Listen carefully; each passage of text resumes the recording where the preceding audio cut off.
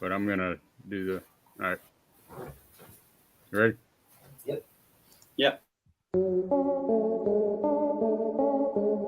The following preview trailer is not suitable for viewing by persons of a nervous disposition. Switch off your television set immediately unless you are prepared to be really terrified. Shit the bed. Well, howdy, folks. Come on in.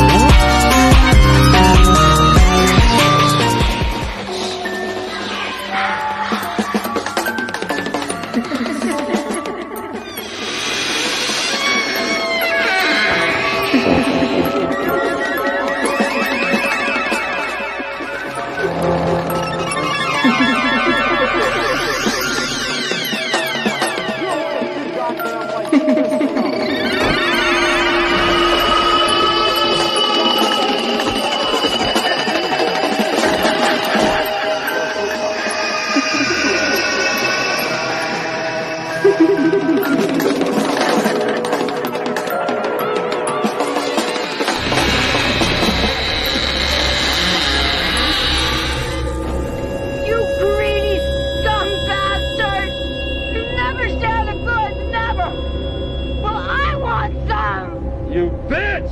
You never did spoil me like that in front of the man! True love's flame burns so bright. It's love's delight. Once upon a time we danced. Once upon a time we took a chance and fell in love. Gizmo, did you do that intro? Did you create that? That's pretty good. What's going on, man? The ending, right? With the short film Monkey film he did for Netflix. Yeah. Yeah. That song should have won an Oscar. Yeah. Hell yeah. Good stuff. So how y'all doing? Even though I asked you about 5 minutes ago. What are you saying? I just met you. All good. Just back from seeing the folks. Happy late Father's Day to everybody. All the dads out there. All good. Yeah, man. Back ready to go. Yeah, not too bad. Just a little bit warm here in the UK, but apart from that, it's all good. Yeah, Dirk, you got the storms and everything else up there, man. It's like Mother Nature doesn't know what to do. It's crazy. It's warmer in the UK than usual. Yeah, I would say it's kind of a heat wave at the moment. Right. Hopefully next I think week. it's going everywhere except fucking where Gizmo's at. He's over there by Santa Claus. So No. We have warm here too. I'm having the Krampus. cooler. Yes, Krampus near him. Yeah. Oh yeah, Krampus. I don't know how to correctly say that either because it's a holiday or something like that. It's tradition, everything they do. What is the temperature over there, Gizmo? Just curious. We go with degrees, so it's about 31 or 32. Damn. It's the same as at Darren, probably. We have like almost a similar kind of weather. Oh, y'all go Celsius, right? Yeah. Yeah. So that would be about what, late 80s, something like that, maybe. Something like that, I think. So it's warm over there? Yes, Yeah. that's boiling for us. Late 80s is like a heat wave. Yeah. Crazy. It feels like 120 out over here. So, Oh no. what about over in California? Yeah, California's all over the place. You know, Yeah. it's You always get that nice ocean breeze, though. So we do. Since I'm in Livermore, I'm more farther in there a little bit like that. So it's like a couple years ago or last year. Like I said, it was the hottest Livermore ever got. I remember it was like 10 or something like that. I come home after work and stuff like that. Yeah, the whole part of my apartments and the whole part of that town was out until like 10 p.m. or something like that. So it's like pitch black at night and stuff like that, and it feels like 90 degrees outside. yeah. Wow. Crazy stuff. Yeah, man. Yeah, we took a break from the channel. I mean, we had a crazy ass power outage. Fucking 2 cities next to each other. Didn't have power for, in a lot of places didn't have power for over a week. So glad back from that shit. So yeah, I'm gonna catch up on his chat right quick, and then I guess we'll get into this. Let's see. Caveman says, "Smack that like button for these cool kids." Caveman, what's going on? Yeah, man. Fellow tribeman. Yeah. Thanks, man. See, Texas, where is everyone? Right. He texts us, what's going on? Yeah, man. Glad you can make it. Wild Wrangler, appreciate it, man. Hey, Wild, awesome. He's here. Cool. They're watching Cellar Dweller. I don't think I've ever seen that damn movie. I should have picked up that box set when I had the chance. It'll come back, but Gizmo said we were just waiting for one bastard, and then we are ready. 20 minutes. appreciate that, Gizmo. Thank you. You're welcome. Technically, I am. I have a stepfather. Are we waiting for Gizmo? Holland said. Hey, Gizmo. I was stuck in the traffic. Love it. Not really bad. It was moving, so that's why I was able to text Dirk on the phone. Because I ain't doing that when I'm driving. Heck no. And they're like literally stopped. I'm like, okay. Yeah, no. Quick. Don't ever do that shit. Hell no. Gizmo, hurry up and dump those bodies in the Ford. I did watch when I was up there with my parents. It was on Amazon Prime. I gotta love Amazon Prime. The Exterminator, the first one. I've never seen the first one before. That's a that's a great trauma film. Yeah, I've seen the second one like once when I was a kid and stuff like that because was it the Mario Van Peebles is in it, But yeah, the first one is totally different than the second one. Yeah, that fucking meat grinder kill. That was funny. I have to admit. What's the start at the war scene and stuff like that when he all slits the dude like that? Yeah. Like, okay. Hey, Texas says we're all blurry. Can check it right away if it's fixed. I mean, on my screen, everything looks good. Yeah, through here. Yeah, it looks clear to me. Yeah, it looks good. I'm checking now on YouTube. Okay. Probably just when we got in. All right, man. Well, that's everybody saying hey back and forth, and we got a few people in here watching, so that's cool. Yeah, I've been looking forward to this one. Ever since, like, obviously we got all the Chris and he decided what to do with this stream. Which way we go around it, and he chose slasher films with Giallo elements. So yeah, man, I'm really looking forward to this. It really fucked my head up because I was sitting there like I watched a few movies and I was like, motherfucker, man. Yeah, I know, right? I was thinking it's really trippy. Slasher was my favorite genre of horror. And just getting into Giallos for a couple years, I can say, because the first one I ever watched was Deep Red. That was on Amazon. I used to watch a channel in Praise for the Shadows, and he did like a little essay on a couple of films. One of those being The Beyond, where it's based off that house that's in New Orleans that was kind of haunted. Showed the similarities with it in the film and stuff like that too. I'm like, I gotta get this movie and watch it. And that's the first Fulci film I ever watched, and I'm like, oh, this is a masterpiece of a film. And then Argento, of course, with Deep Red, looking at that, and that's just like a masterpiece of a film. Just everything about it, really, to me, is like perfect with that. The score and all that other stuff too. Because I don't like Deep Red, man. I'm just. I'm not. No. I was going to say, can change from time to time. What number 1 and number 2 is, right? Like Suspiria. I think Suspiria is the greatest Italian horror movie ever made. I mean, yeah, I was really blown Suspiria away. is definitely my favorite Argento. It's crazy. Yeah, I don't like. I do like Deep Red, but I don't put it right up there. I understand that it's his best made film, and I understand that it's a masterpiece. But to me, That's it up doesn't for quite. debate too. Yeah, it doesn't quite have the appeal of Suspiria or Tenebrae or anything considered, like that. really good. So that's what's always good about it. We can talk about this stuff and all be fans of this, and that's really just getting into slashers, and then getting into Giallos as another, form of that, like that. And like Dirk said, you look at those movies and you just see it. Sometimes you'll go, well, wait a minute. Like one movie I watched with Dana when she was doing her watch along was Killer Workout.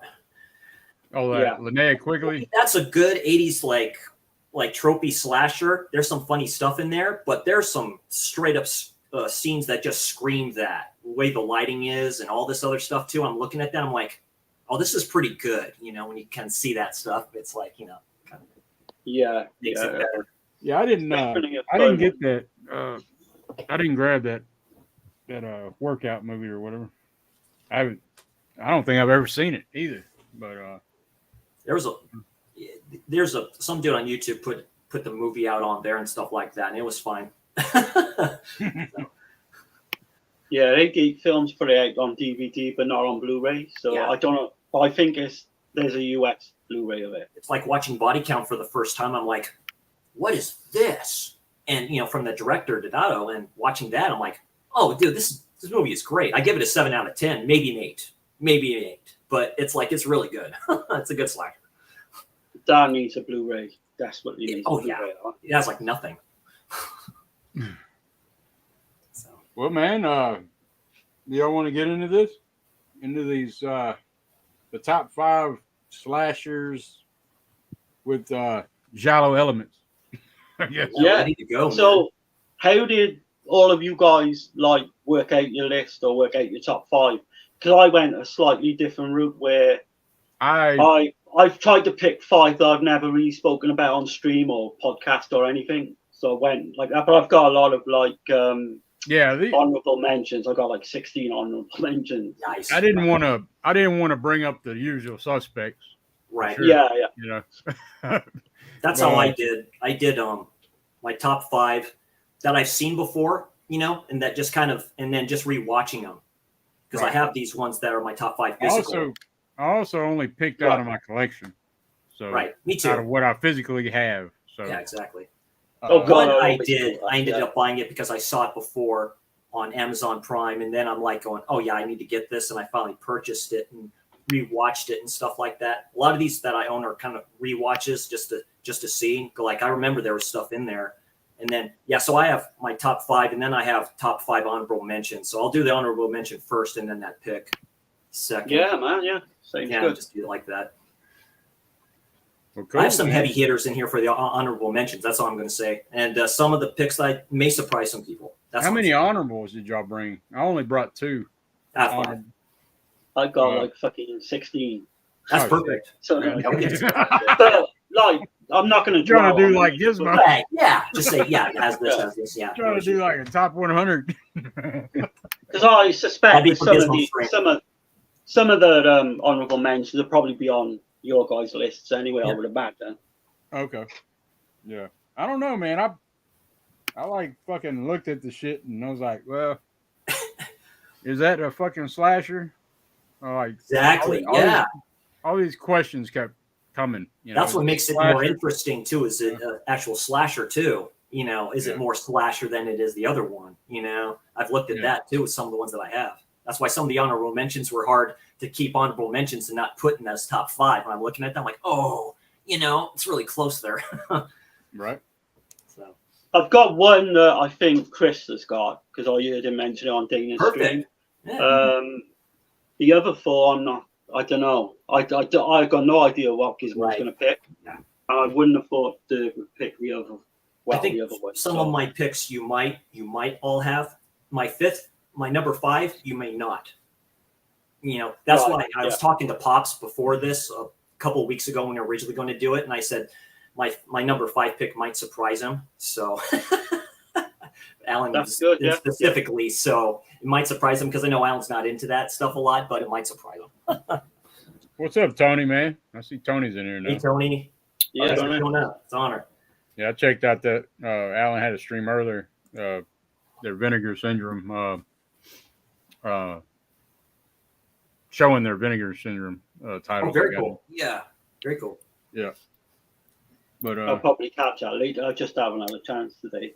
Yeah, in China, it's a short. It's probably one of the shortest streams I've ever seen on Alan's channel. It's like 50 something minutes. It's not. Yeah, Tony's pretty quick with that. He's like Tony goes really. He's efficiently quick with that. Well, Darren, I mean, you want to go ahead and start with your number 5? Yeah. Do you want to honorable mentions later then? Do you? Or you could do one honorable mention if you want, and then do your pick. Well, I got like 15 or 16, so I can do 2 or 3 if you want at a time. Perfect. And Yeah, then, that's fine. Yeah, go ahead. So what I'll do is first honorable mention would be Bloody Moon. Okay. My reason for I know a lot of people say that it's like a Giallo film or a Spanish Giallo film, but to me, it's just an slasher. I think with like Giallo elements. Yeah. I think most people will have heard of this and watched this anyway. Okay. Yeah. Chris, have you heard of this one? I've never seen. I haven't heard of it Oh, before. man. I've never seen it. Yeah, Okay. take note of it then. Yeah. Okay, I think perfect. you'll enjoy that one. Yeah. Bloody One Moon. is That's yeah. Franco's probably best film in my best I've seen from Frank. Cool so, yeah. homework for me. This one's everyone knows this film. Torso. Again, I think it's more slasher than Giallo, or at least 50-50. Yeah. It's quite well known. I think I spoke about it quite a bit in the past. Sergio Martino, right? Yeah. Yeah. That may be his best film. I'd say second best film behind Yeah. Your Voice is probably his best. Yeah. Your Vice. Last honorable mention I'll do is one I don't know whether you guys have heard of this one. It's called Tower of Evil. I've heard of it before. No. Wow, It's, that's a nice cover. A very early proto slasher from 1972, a UK film. Nice. It's definitely got Giallo elements. All these people get sort of secluded on this island. I think they call it Snake Island, and they get picked off one by one. It's worth a watch for sure. Do you want me to go into my number 5 then? This one might shock a lot of people. Every review I've read for this online, everyone who's ever reviewed this film I've seen absolutely hates the film. It's quite well known for being one of the worst films ever made. It's Windows. Nice. I've heard of that. I'm not real sure what that is. It's a 1980s lesbian themed slasher, very much like another film I'm going to mention later on. But just go through that. So it's directed by Gordon Willis, the guy, the cinematographer who actually made the Godfather films. Oh, really? Yeah, he only ever directed this one film, and to me, obviously it's on my list. I think it's a good film, but the only thing I will say is there's no real mystery element, which I'll come into in a minute. And I think that's what people and the lesbian kind of thing people sort of didn't take to the film. It stars Talia Shire from the Rocky films. So we got Emily, who's this young woman. She's a subject of a lesbian neighbor's obsession, perverse obsession, if you like. So she hires this man to come out and basically terrorize, this Emily, to try and get her all scared, so where she kind of fall into her arms and all that, which doesn't really work. Like I say, the film was subject to a lot of gay rights activists protesting, and it came a good 6 months before cruising, which spoiler, but I am going to mention later. I'm not trying to have a message or anything, because I am totally straight, but for some reason 2 gay films have come up on my list. Yeah. With this, there's an early scene where this man he forces his way into Emily's apartment, pulls out the knife. He's got a tape recorder with him. It's very Giallo-esque, that's why it's on the list. And he basically threatens to stick a knife down her throat, and God knows, everything. To me, I thought it was really creepy, and it's like anything you've ever seen in an 80s slasher film. It's right up there for me. And it captures because it's based in New York City as well, so it captures that late 70s New York City vibe perfectly. Again, I've said one of the criticisms is there's no real mystery. We find early on that this lesbian lady, woman, is stalking this Emily, and I won't go into what happens. It's kind of cat and mouse, which is a lot with the films I'm going to mention. Nice. There's another chilling scene where she's in this taxi, and she's randomly flagged this taxi down, and she realizes, and it's not really a spoiler because the film's just there for everyone to see, and she realizes that this attacker is a taxi driver, and it fucking dawns on her slowly and slowly. This is the guy who almost raped me in an apartment, and then halfway through we think, with that happening, he kind of gets banged up, and we think that's it. That could be the end of the film, but it takes another turn. Multiple twists. Yeah. And I won't go on too much. So this Emily, she starts being stalked then and watched by someone. We pretty much find out, is this Andrea lesbian? She starts a relationship with Bob, who's the cop on the case. She ends up with a dead cat. She finds out, she opens a fridge one day, and this cat is dead in a fridge. So this sounds like a Fatal Attraction. I was going to say, yeah, there's definitely that type of vibe going on here. There's a shot later on, right near the end, that is the actual cover art to the film. You grab that again. That's cool. Where you see it's very much in silhouette, black silhouette. The whole film. Here, I'll zoom in on it right quick. Yep. Yeah. I don't know if you can see that. Yeah, and it's really iconic. And they kind of have this showdown. But I don't know if you still want to say. Bit of a glare. They kind of have this showdown. I won't say what happens. But for me, I can't recommend this really because of all the reviews I've heard. It might just be a film where I've just kind of just took a liking to it, and nobody else seems to get anything from it. I don't know. But yeah, it was nominated for a load of Razzies in 1980 as well. Huh. But that's Windows, and I hope by saying this, maybe someone out there will go out and check it out. It's from Scream Factory if anyone's interested. When did it come out, Darren? 1980. It was filmed in late 1979. So it's kind of a proto to Single White Female too, because that is kind of very similar to that. Okay, wow, that's cool. Right, that's a great comparison. Stuff like that. Yeah, very nice. I've never even thought of that, but now you said that, it's exactly. I was just thinking of it right now. That's I forgot who starred in that. But yeah, it's Jessica Lee, right? Jennifer Jason Lee. Jennifer Jason Lee. Yeah, she's always played some freaky roles. The director must have seen this one. Sorry, Dirk. Yeah, had to have. Oh, she's one of my favorite actresses. Period. Yeah. God, I love her in Eyes of the Stranger as well. I love her in Rush. Yeah, Rush is great. Yeah. Wasn't she in The Hitcher as well? That's another really good film. Yeah. She's in The Hitcher. Hell yeah. Well, Gizmo, what's your number 5, man? Yeah. I didn't take any honorable mentions, but on the top of my head, I can just say I'm gonna do my honorables at the end, I guess. Yeah, it's all good. Take your time, Gizmo. You're fine. I know Darren's got quite a few, so, Yeah, that's fine. No, I can just say a film that hasn't had a release yet, okay. except on VHS, and it's Nightmare on the 13th Floor. Right, I've heard of this one. Yeah, it's a great Wow. film. I probably saw 20 times when I was young. It's really terrifying, and it uses the jolly elements in it, and it doesn't have many kills. I think it's like 2 or 3 kills throughout the film, but it's really into the atmosphere and I really want Winger Syndrome to release it, because that would be a perfect film that hasn't had a release since 1989 or 91. I think it was on VHS. Who brought that out? The studio. On VHS. It's not. Yeah, it's only on VHS. That's what I mean. That's shocking to me. Wow, because I've heard of it. I've seen it. It's like yeah.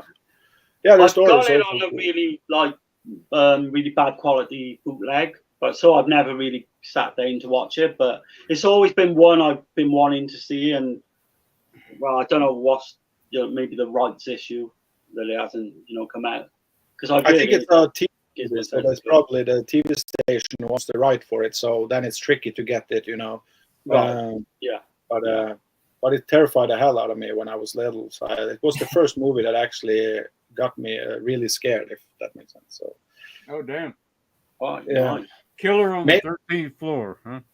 Yeah, maybe it's shit today. I have no idea. I haven't seen it for 25 years or something. But it sticks with you, and that's the whole idea. Yeah. Revisit it. No, it's got a good reputation. I know that. Yeah.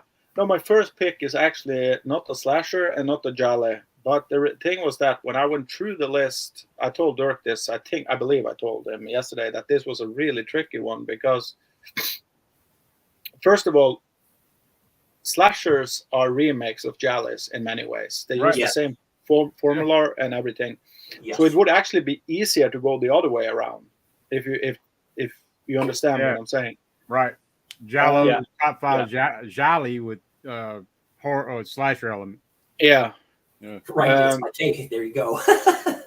But what I found interesting when I went through my list was that it's one film I will come back to later on that I never thought about before. That's really interesting, actually. That could be written a book about, I think. I maybe know someone else had done it, but it was something I never thought about before. But anyway, the first one is a movie that I find probably the most far away from slashers, that still feels like a slasher and use a lot of jolly elements in it.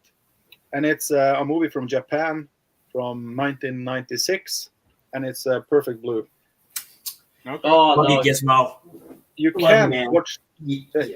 If you're familiar with Jollies, you can't watch this film without feeling the Jolly elements in it, because it's all from the colors to the strange stalker to the kind of build up for each scenes that are kind of terrifying in the film.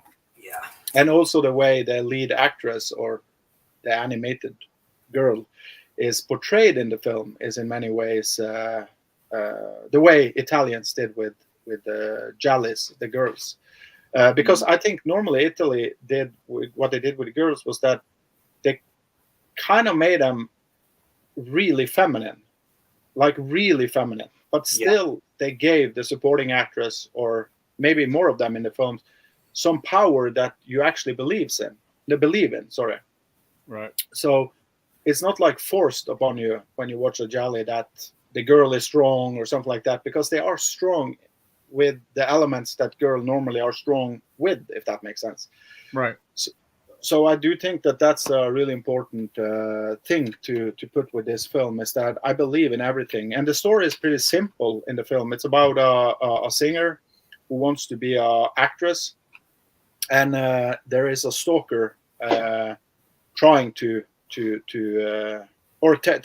terrorizing her, and she's starting to lose her mind without knowing if it's something from her past or if this is a stalker that's just started with this shit.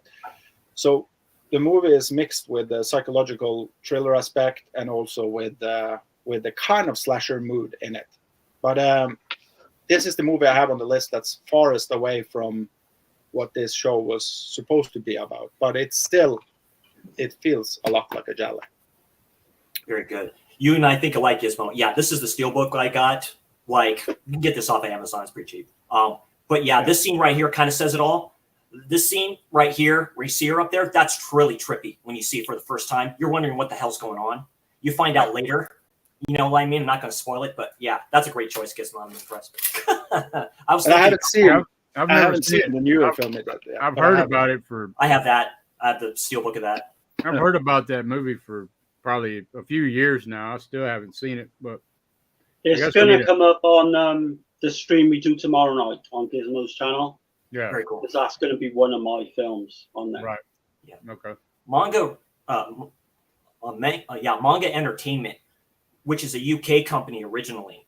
They used to be over here in the US for years, and I have the DVD release of that. You know, and it was released in theaters over here in the US for a little bit. And then I picked it up with a lot of them, you know, just been anime since I was a kid and stuff like that. And that was, and like I say, this one's probably the first kind of thriller wise I've seen, you know, that has this stuff because it takes you for a loop. I mean, this is basically the group right here in the back, basically Idol Singers. That's what she is. And this is really trippy. This is a great director. Yeah. He just does his stuff really well. Well, hell yeah, man. Yeah, he did a movie called Paprika that I liked a lot. Yeah. Paprika is really good. So that's your number 5, Perfect Blue, then. Yeah. Okay. I'm gonna have to change that shit and watch it, man, because I've just everybody that I've heard talk about that movie, they praise the shit out of it. And so it's a mind capital F. That's why it's got to be. So maybe, definitely, I'm gonna have to check it out eventually. Shit. It is a movie for grown-ups. It's not a movie for kids, so I think you will like it, Dirk. Yeah. What you got, Chris, for your number 5? Okay, since Darren did a few honorable mentions, so I'll just do 2 honorable mentions for my number 5. Mm-hmm. You saw me going over there because my stacks and my shelves are right over there. So I'll go with the heavy hitters. Why not? Black Christmas. To the scene with the phone calls, to the just with the first kill basically you can think of, which is this one right here, and knowing the way the ending goes. You know, you have the obscene phone calls. You're wondering who the killer is. The scene with Margaret Kidder. And you got John Saxon. Stuff like that. You got John Saxon in there, too. So. Yes, you do. Yeah, of course. Playing the cop. Why not? You know, it works. Like I say, the scene towards the end with the awesome Margaret Kidder. God bless her. Rest in peace. She's just laying on that bed, you know, and that took a bit. So it's a slow. That's why I think of that when I say that slasher with those elements in there. One of the big scenes where it does look like a. There's of course the scene with one of the sorority girls and that her boyfriend. You know what's going on with their spoiler. I think she tells him. Yeah. I haven't seen this in a while. You know that she's pregnant and all this other stuff and all this stuff's going on. You have the piano scene. I think he's playing something. You know that's very Giallo-esque. I really like that. So that's that's that one there. And I'm just thinking the honorable mention. Shouldn't we do them in the end? Because first of all, it's going to be a really mess for the people who are watching, and second of all, we are going to spoil a lot of the titles that other people have on the list. Yeah. That's I always thought about I've always done the honorables last, but that's perfect. Yeah, might be confusing. Yeah. Skip this down quick. Okay, so number 5. Watch this before I went on vacation and stuff like that. I've seen this tons of times on TV. I've seen it on HBO, Showtime when it shows on here and stuff like that.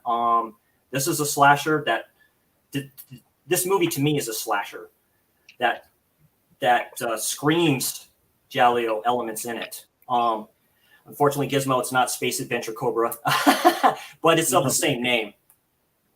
And that's Cobra with Sylvester Stallone. This might be my second favorite film with him in it. I think that is my favorite film. It's my favorite as well. Yeah. I'm not saying he's not out of his element here because he did Rambo. Rambo's my number 1 Stallone movie. I love that movie so much. I'm not saying he's out of his element in there because he's killing people in that. I just like that character, man. He's got a cool car. He's this one here. What makes it Giallo elements? It's the actor who played the night slasher. All those kills are through. All those kills are through his eyes. Like the one kill with the chick in the van, where they all go up there.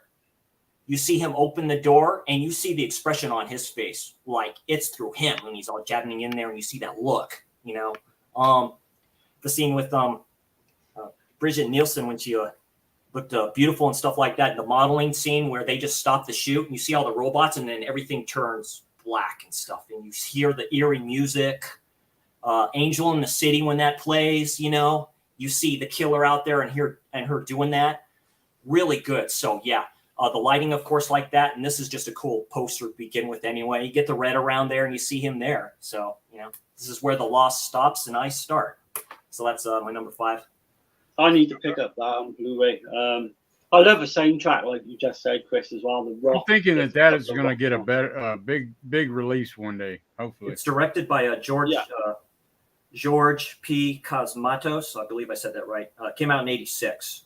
But to me, it's just, I haven't, maybe Nighthawks, but he's really, Sylvester Stallone can be really serious real quick. And I just love that about him as an actor. And yeah, that's a great movie. So that's definitely my favorite role of Stallone. But well, I guess it's my pick for number 5. And like I said, like these top 5 is not. This is a top 5. I guess you'd say I want people to check out. Yeah, that's how I did mine. Yeah. Not necessarily my top 5 all time, but a top 5 I'd like people to check out. But so it's going to be this film here, Censor. Okay. Oh. I mean, is it a slasher? Fuck. I mean, it's got slasher shit in it going on. That's Vinegar Syndrome, right? Yeah, that's nice. That's Vinegar Syndrome, but anyway, the director is Prano Bailey Bond, the female director. I think she did a hell of a job on this movie. So this came out 2021. That's a nice slip out there. That's nice. Well, yeah, it's a hell of a release from VS, man. Hell yeah. Yeah, they do a great job with their stuff. But so the whole story is like this chick, Enid. She's a film censor for Britain in 1985 during the controversy of the video nasties, and so she rates a movie. She passes a movie basically. It's called Deranged, and then this guy ends up killing his fucking family after he watched the movie and shit. And she's got all kinds of people pissed off at her, and she's getting all these fucked up phone calls and shit. Like people are like just mad as hell at her and shit. But the main thing that it's like a Giallo to me is the lighting, the way that the colors are used. There's like purples, pinks, blues, greens, and all this shit. The whole like you're not sure what's really going on kind of shit kind of reminds me of a Giallo, but I guess a lot of people would consider this like a psychological thriller, but I don't know. It's got definitely some fucking gore in it too, so I consider it a slasher. There's not like a lot of death in it or kills, not a lot of kills, but there's enough. But highly recommend checking this one out, man. You've never seen it. I'm trying to think what else. My favorite quote of the movie, though, is like I like the message in the movie because it's basically against censorship, pretty much, is what I get from when I watch the shit. So my favorite quote is, "People think I create," and this is the director of that movie, Deranged. He's the one saying this. He says, "People think I create the horror, but I don't. Horror is already out there in all of us. It's in you." Yeah. So that was like my favorite standout line of the whole damn movie. Wow. And it touches on, is this false reality? you know, like fucking what's going on. It's in and out and shit. People ignore bad things that are going on in their life to suit their perfect little world. You know, there's some of that shit going on, and it is at the one part of the movie they're like Britain is safe.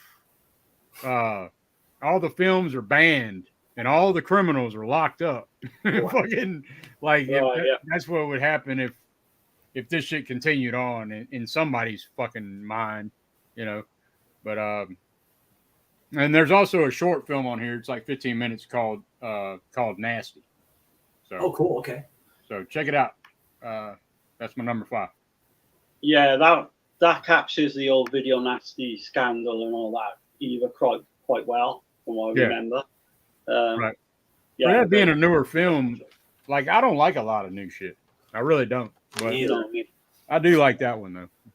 The setting, I think, makes a big part of it. 1985, and the shit that's going on. Right. Yeah. Well, it's kind of at its peak there. Them going through everything, looking at all this stuff. This ain't good. This ain't good. Take this out. You know. Let me see what's going on in the chat. I'm not real sure. Oh, Texas. That's where we left. I need pen and paper. He said, I refreshed. It's all good now. Tony said, hey. Everybody's saying, hey. Caveman says, hey, everyone. Sorry I'm late. Please make sure to smack that like button. Just like Will Smith smacked Chris Rock for these cool cats. I appreciate it, Caveman. Yeah, smack. People are saying hey and stuff. Let's see. And Caveman says, hey, Tony, I promise I'm not stalking you. Please don't delete me. People are still saying, hey. Check out Caveman's channel. It's a very cool channel that he has. Yeah. What he picks up and stuff like that. Cool dude. Yeah, he does a lot of pickups and pretty good stuff. He got some good Big Lots pickups a few days ago. Seeing that video on that, I'm like, I may have to go down there to my Big Lots and figure out if they have that stuff. Wild Wrangler says he needs to rewatch Perfect Blue. Yeah.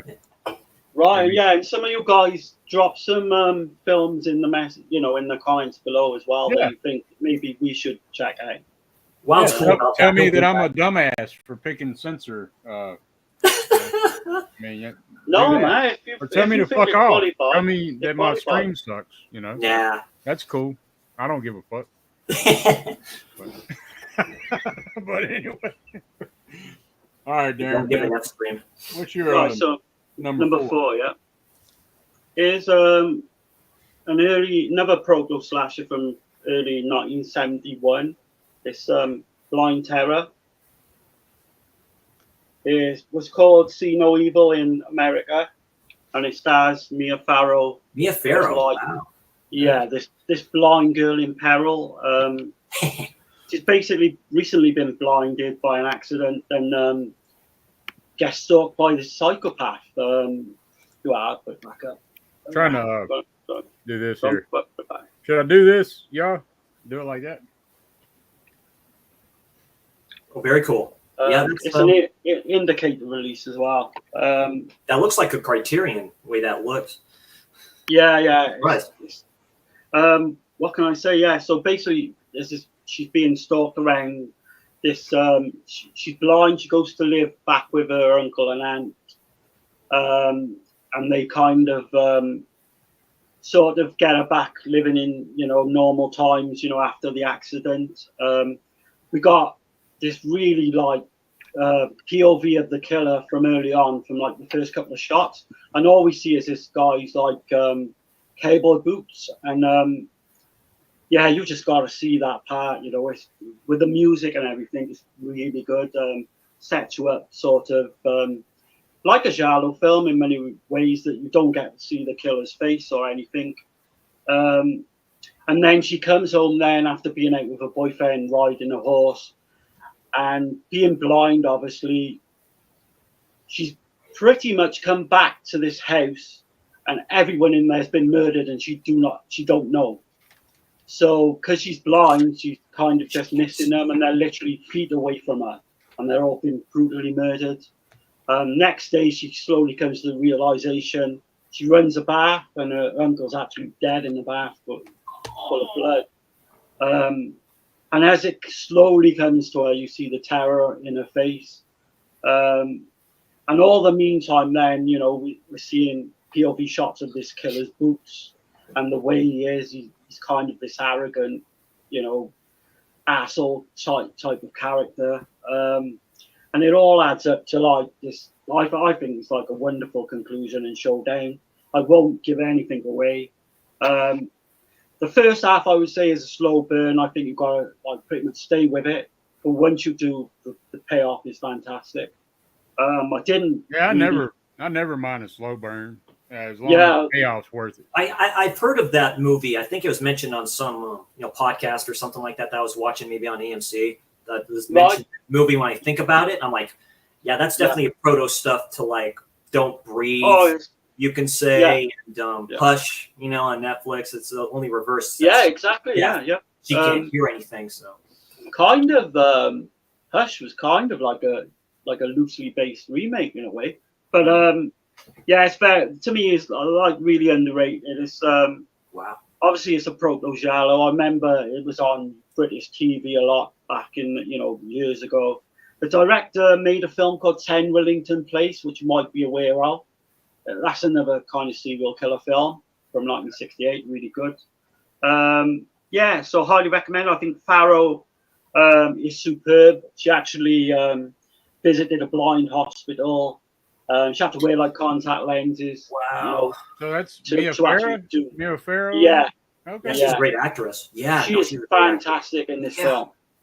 You would think she was blind, honestly. I'm a big fan of hers anyway. I mean, me too. I like just about anything I've seen her in. Too. That's a later film that she did. That's one from 1977 as well. Yeah. All I can say, good things. I would highly recommend it. If you're into that stalk and slash type, early prototype I love film, that. I think you'll like it. What release was that, Darren? It is another indicator, I believe. What's it called one more time? It's the same I have, I think. Let me see the. Oh, that's Blind Terror. Is that the reverse cover outdoor? Yeah, it may well be. Yeah. That's a nice cover for that. Actually, that looks really nice. See No Evil's on the other side. Yeah, I have the same release. Okay. I know it as Blind Terror because like the UK release. I think the See No Evil release was basically just for America. There's a few scenes. It's in the extras. A few scenes that's been changed, but for the American. It's a great film. I really like that film. Awesome. Yeah, when she's getting away the first time, I think actually that's without spoiling anything. I like the kind of run she has away from the house. Yeah. Because, it's kind of like goes into a bit. I'm not giving anything away. Where I say there's like a gypsy element in there as well. There's lots of red herrings. I think every male in that film is a red herring. But it's the way it's executed and the way it's concluded is fantastic. So that's highly recommended. Highly recommended. Very nice. I would probably have that on my top 10 list of best home invasion films. Yeah, that works. Yeah, that's what it sounds like. It feels like that. So I just hope people go out and actively seek the film because it should be talked about a lot more. I write it down. You won't be disappointed. That's really good acting. That's really good acting by her. Like I say, being just like her, basically through trying to find out. Like if there's actually when she finally figures out that they're dead, that means there's somebody in the house. You think you're like, oh shit, it's like someone's. Yeah, exactly, and like the suspense that brings you to that point as well. Where she keeps missing the bodies in the house by millimeters, by feet, and then I forgot to mention the killer. She's actually warned by one of the gardeners who's fatally wounded, and he comes in and says the killer is coming back because he's left something behind. Yeah, and there's this bracelet that's been left behind, so he comes back then and the stalking. Unbelievable film. I won't say anymore. Yeah, don't because I haven't seen it. Wait a minute. I love movies like that. That's terrifying. Home invasion is terrifying. Yeah, It's like Hangman, right? They're in the attic. Are you kidding me? It's like Right, yeah. I think Dirk and Chris will actually dig the fuck out of that film. Yeah, I wrote it down. I'm gonna me too. seek it out That's now. one I don't mind recommending because I think I'm quite confident you'll like it. Absolutely good. Yeah, Mia Farrow, man, you can't go wrong. But good. I think Good also pick, that's her best performance I've seen her in. Oh, really? Yeah. Yeah, Better- absolutely. Those classic films. Better That's than what makes a classic Rosemary's Baby, then. Yeah, I think so. Because Rosemary's Baby is close to perfect, but film. It is. in this I one, love she Rosemary's elevates kind of the character she's bringing to the table because she's also blind. It's and I believe her straight up. Rosemary's Baby, she lost weight. I mean, for that movie, she looks skinnier than I do in that movie. It's crazy. Right. That's where the terror comes in, man. That's horrific. You know. If you want to go the route of maybe going for a double feature, she starred in a 1977 Italian Giallo as a blind woman as well, called Strange Shadows in an Empty Room, and that's a I've heard of that one. fantastic film. It's not out on any. I don't think it's out on DVD or Blu-ray. Okay. But you can track it down online if you know. That's a great film as well. Okay. Fantastic. There was an American film in the end of the 80s or beginning of the 90s that I believe also had a title in Norway called the same as this one had. Was about a woman who loses her sights when she's in an accident, and then there is a stalker hunting her, and there is a policeman that helps her or something that I really Smells like. Dark Glasses that Dario Argento just did. No. This is from the beginning of 90s or end of 80s that I really liked back in the VHS days. Nice, yeah. If you know the title for it or if you have seen it, please tell me. That's one of the kind of hidden gems that I really want to get. Very cool. Okay. Yeah, let me if that comes back into your mind, Gizmo, and you remember, let me know because I say right up my alley. Yeah, I always thought it was that movie Too Hard to See or something like that. It's a female on cover with a pistol like this, because it feels like a rape revenge, but it's not that one. I think Kino released it, but it's not that one. It's another one. But I will try to find a VHS cover for it because I have it in the north, so I will check when I get up there. Okay. Now it's the fourth place, and this one is a movie I believe everybody would have had it on their list if they took the best. That's just something I believe, because this is a movie you can't come without talking about movies made outside of Italy. Yes. That is a pure giallo, actually. But the biggest rule for a giallo is actually that you can't call a movie that's made in another country for a giallo. It has to be produced from Italy. That's the most important rule. And then they have different rules. Because every movie that's produced I've heard American giallo, you know. No, it's called Neo Giallo, I think, or something like that. Okay, that's if movies made in other countries. If I understood it right. Yeah. It's like neo-noir type of a thing.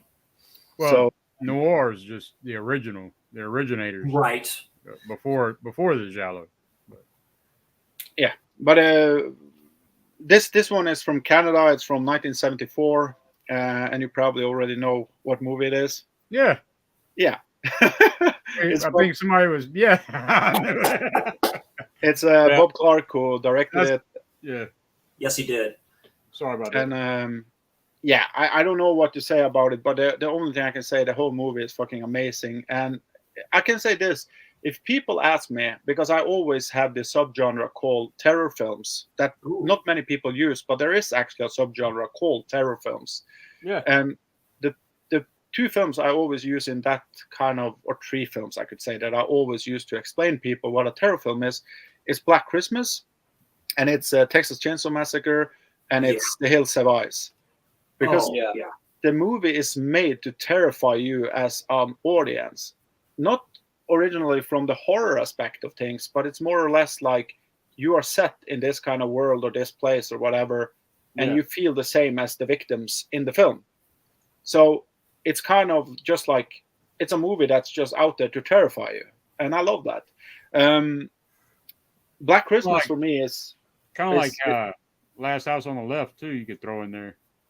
Yeah, of course, absolutely, 100%. House at the End of the Park is a little bit like all of the rape revenge films you can put in there as well, right? And Home Invasion as well. Oh yes. But what I was saying was that this movie has many of the sub elements to Giallo's when it comes to the kind of dark and how you say the white and black, how they use it. The eye, I can only see I can only say the eye because then I don't want to spoil it because there are still people who haven't seen this film, so I don't want to go into it. There's people that praise the shit out of the 06 version more. Oh man, that's fucking awful. I think they were dropped on their head at birth or something. You know. Yeah, me too. Because I thought that movie feels like, you know, shot on video kind of feel when it comes to how they tell the story. First person point of view. Yeah. Yeah. So it's but it has like the kind of the stalker killer aspect in the Giallo. It has like I said, the eye in the dark, the mystique to it. Never see his face. Yeah. Yeah. Never. And kind of also like the woman that's getting fucked up in the ending. So yes. I just say that if you haven't seen Black Christmas, that's probably one of the 10 horror films that I would put on a list that everybody should see. Because if you haven't seen it, you are not into horror in my book. Yeah, I know it's kind of harsh to say that, but like I say, with it, that was the one thing about, and that's before I knew about Bay of Blood, when Eli Roth did his Masters of Horror, whatever it is, and he said kind of this is like the proto to stuff like Friday the 13th, because this is not the first one to do person point of view of the killer, you know, through the camera, like you say, Gizmo. You know, you want to go farther back, you go to Psycho and stuff like that. But when introduced my next film is going to go back to 1946, and it's done before that. Hey. Yeah, but you can actually, you know, say that's the very first holiday slasher. Oh yeah. The very first holiday slasher film, and that's a great director. Bob Clark. You know, everybody praises Carpenter, but Bob Clark did it first. Oh yeah. Do you know the weird thing about Black Christmas though, right? So going back 15 years ago when I first started to get online, started to get into, you know, looking at movies and all that, Black Christmas was never fucking mentioned by anyone. And it just kind of just took off. I seen it when I was young. Like pretty young. Years ago. I seen it on UK TV, and they even had, you know, the swear words in, you know, the C word and all that. But no one was mentioning the film at all. 15 years ago, no one was mentioning this film. No, they don't. Yeah. And now, rightly so, it's just gone fucking up and up and up. It's in everyone's top 10, I think. Slasher film, not even slasher films, maybe horror films in general. It's that good. There are also some weirdos that doesn't like it. Yeah. I mean, I guess 15 years ago they was talking about it because 06 came out. God. Yeah, I don't think that was a good release either of it up until maybe 15 years ago. I think Tartan had an old DVD release of it. I have the 06 version as part of a 10 Terror DVD set that Walmart had, and it happened to have that on there, and that's the only release I have of that. So it has been released on Blu-ray. It was, but it's out of print. I hated that I brought up Black Christmas, and what we are talking about is the 06 version. Yeah, well, I'm just saying I'm doing a big middle finger to the 06 version. Yeah, me too. I thought it was. I think Bob Clark actually had some kind of input into that remake as well, which is kind of crazy. Well, I mean, money talks and bullshit walks. I'll give a double to the one that was released 2 years ago. Yeah, look at John Carpenter with the fucking new films and doing the score and everything, you know. Right. I mean, good deal. But I would just add one thing. Sorry. Okay. Yo, go on. I would just add one thing. It was John Carpenter. Yeah, he's the original of the American slasher thing, I would say. But this is Canada, so maybe that's why it's kind of not counted before Carpenter. I don't know. Okay, well, I'm taking for Americans.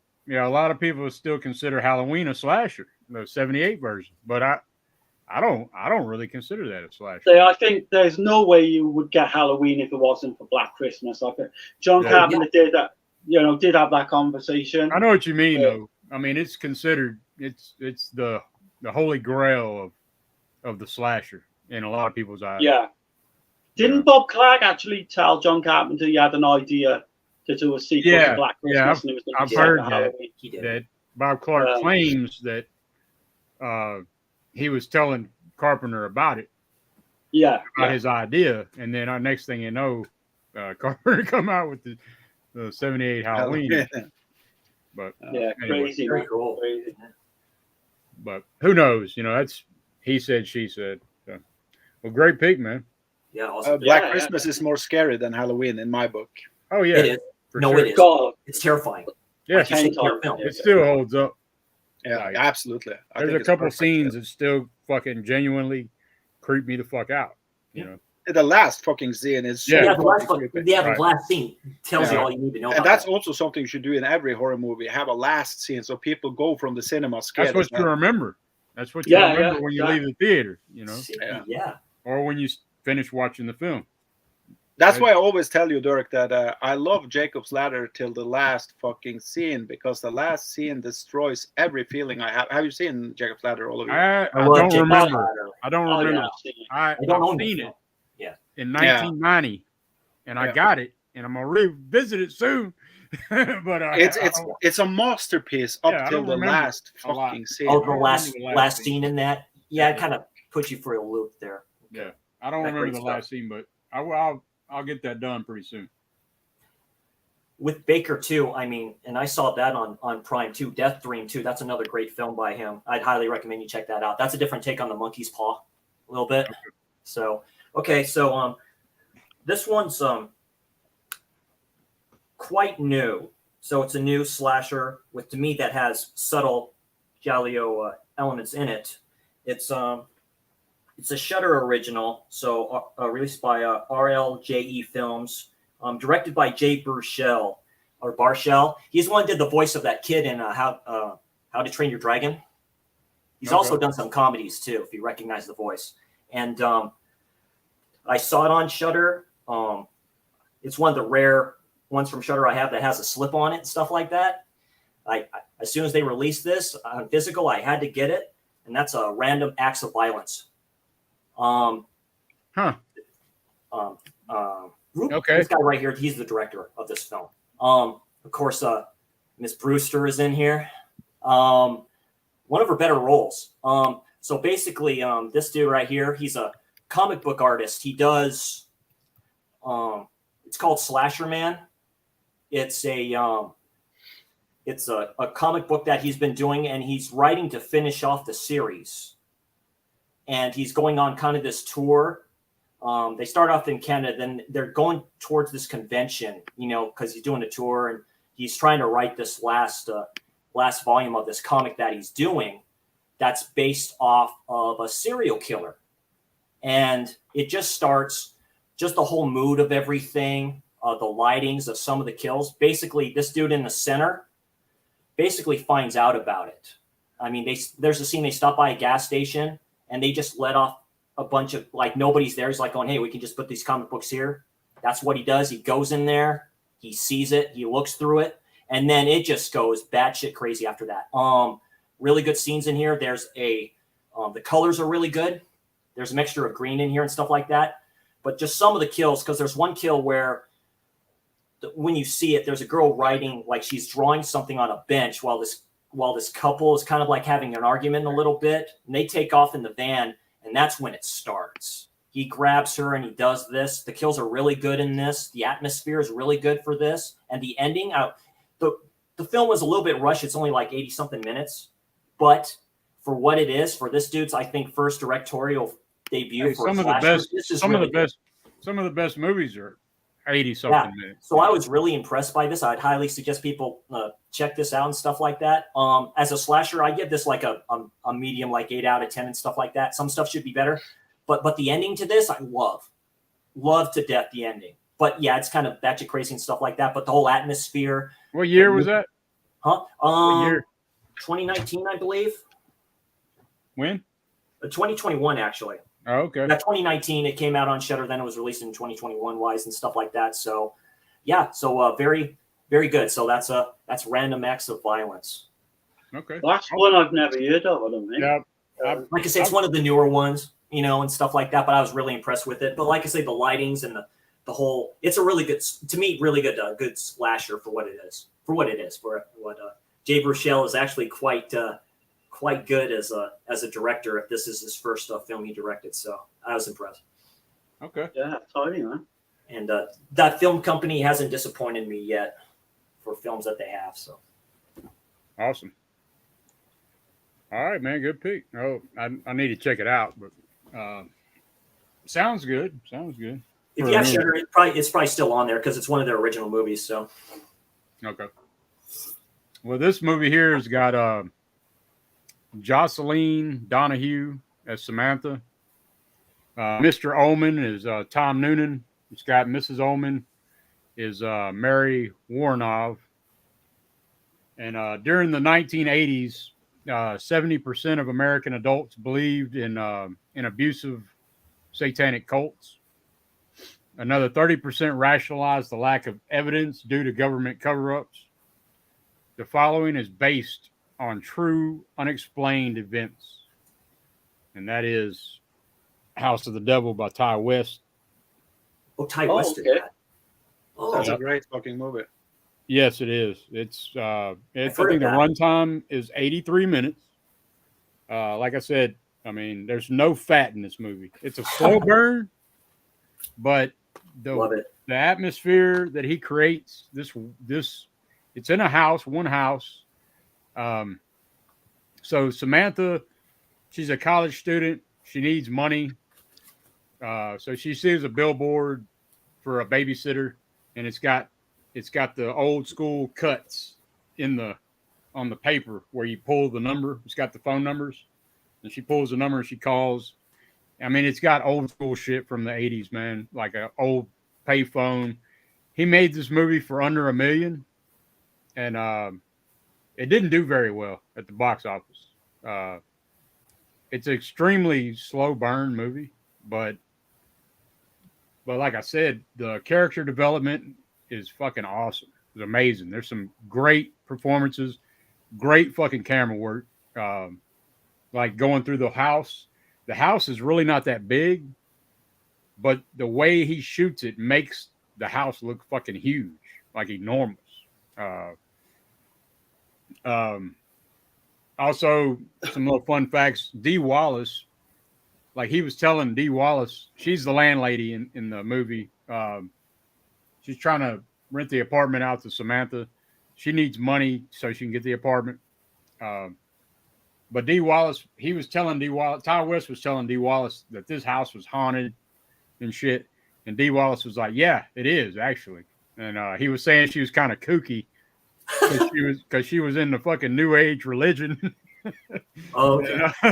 And then the main actress, Jocelyn Donahue, or Jocelyn, was saying that that she walked in on Dee Wallace while she was standing over a book with a fucking crystal and doing some kind of spiritual shit, you know. So she immediately fucking ran out of the fucking room. She didn't know what else to do, but it was like an awkward moment or whatever. But this movie, it took 18 days to shoot. Nice. And I think they were doing like 12 to 18 hours a day to shoot this movie. But this is actually a region B. I got this from the UK. It's got some great commentaries on here with the lead actress and Ty West. Not much else. I mean, the special features are kind of, there's really nothing to it, but highly recommend this fucking movie. This is my favorite Ty West film. Wow. I put it over X and Pearl, but that's my number 4. Wow, really? Have you seen Sacrament? Because he did Sacrament. I haven't seen Sacrament, no. Okay. But he's killing it as a director. Boy, that's crazy. I didn't know he had that one. Okay. Yeah, it's I was trying to make sure I covered everything. Oh yeah, man, it's like, that's something I forgot to mention, like shot after shot though. The way he frames everything is fucking amazing. I mean, I really appreciate that shit. Like just how everything's set up. Like when she's walking up the stairs at one point, it looks like it's kind of like I don't know, I get a vibe like Nosferatu vibes or some shit, the way that it's shot. Salute. But yeah, I highly recommend that one, man. That's my number Very 4. cool. Nice. Yeah, I've been meaning to get to that. So I really need to order that because I've never actually obtained a copy, not even online or anything. But, Writing notes down here. Love it. I remember when I saw It Follows, it got me a little bit pissed off because I felt, the shots outside in House of the Devil, it looks like the cinematographer in It Follows have stolen a lot of the same kind of look as they did in the House of the Devil. Okay. Yeah. But I don't think of the House of the Devil as a slow burn, but maybe that's just because I don't care about stuff like that. Because when she gets... It's part of the story, though, because she's bored in the house. So a lot of people, I've heard from a lot of people, they're like, man, this fucking movie's slow, man. It fucking sucks. And I was like, well, fuck, dude. Short attention spans. Yeah. But already from the opening of the film, you feel terror there while the music and the camera work and everything. So I was drawn into it from the first fucking frame of the film. Right. Every frame, man, is fucking, like I said, there's no fat on this movie, no filler at all. Love that. And as you know, Dirk, I put that movie a lot higher than X and Pearl and The Sacrament. Didn't he do one more film? He did some other shit too, yeah. I've only seen those 3 though. X, Pearl, and House of the Devil. Didn't he do a segment in VHS?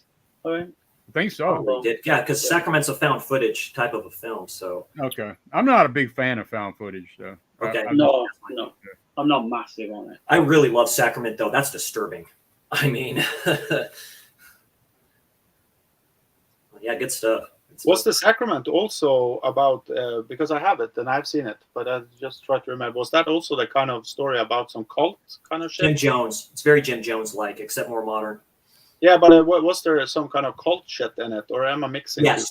No, there was, but it's the same type of scenario. So it's vice reporters instead of actual, like old school reporters. So it's vice reporters. The guy goes down there because his sister contacts him and happens to be there. Same type of place, same type of, it's People's Temple, same type of thing where they have to go in, there's armed guards and all this other stuff. It's a good scene where the helicopter drops him off and goes, you come back here at this time, or else I'm going to leave without you type of thing. So that's what I really like about it. I'm going to catch up with the chat right quick.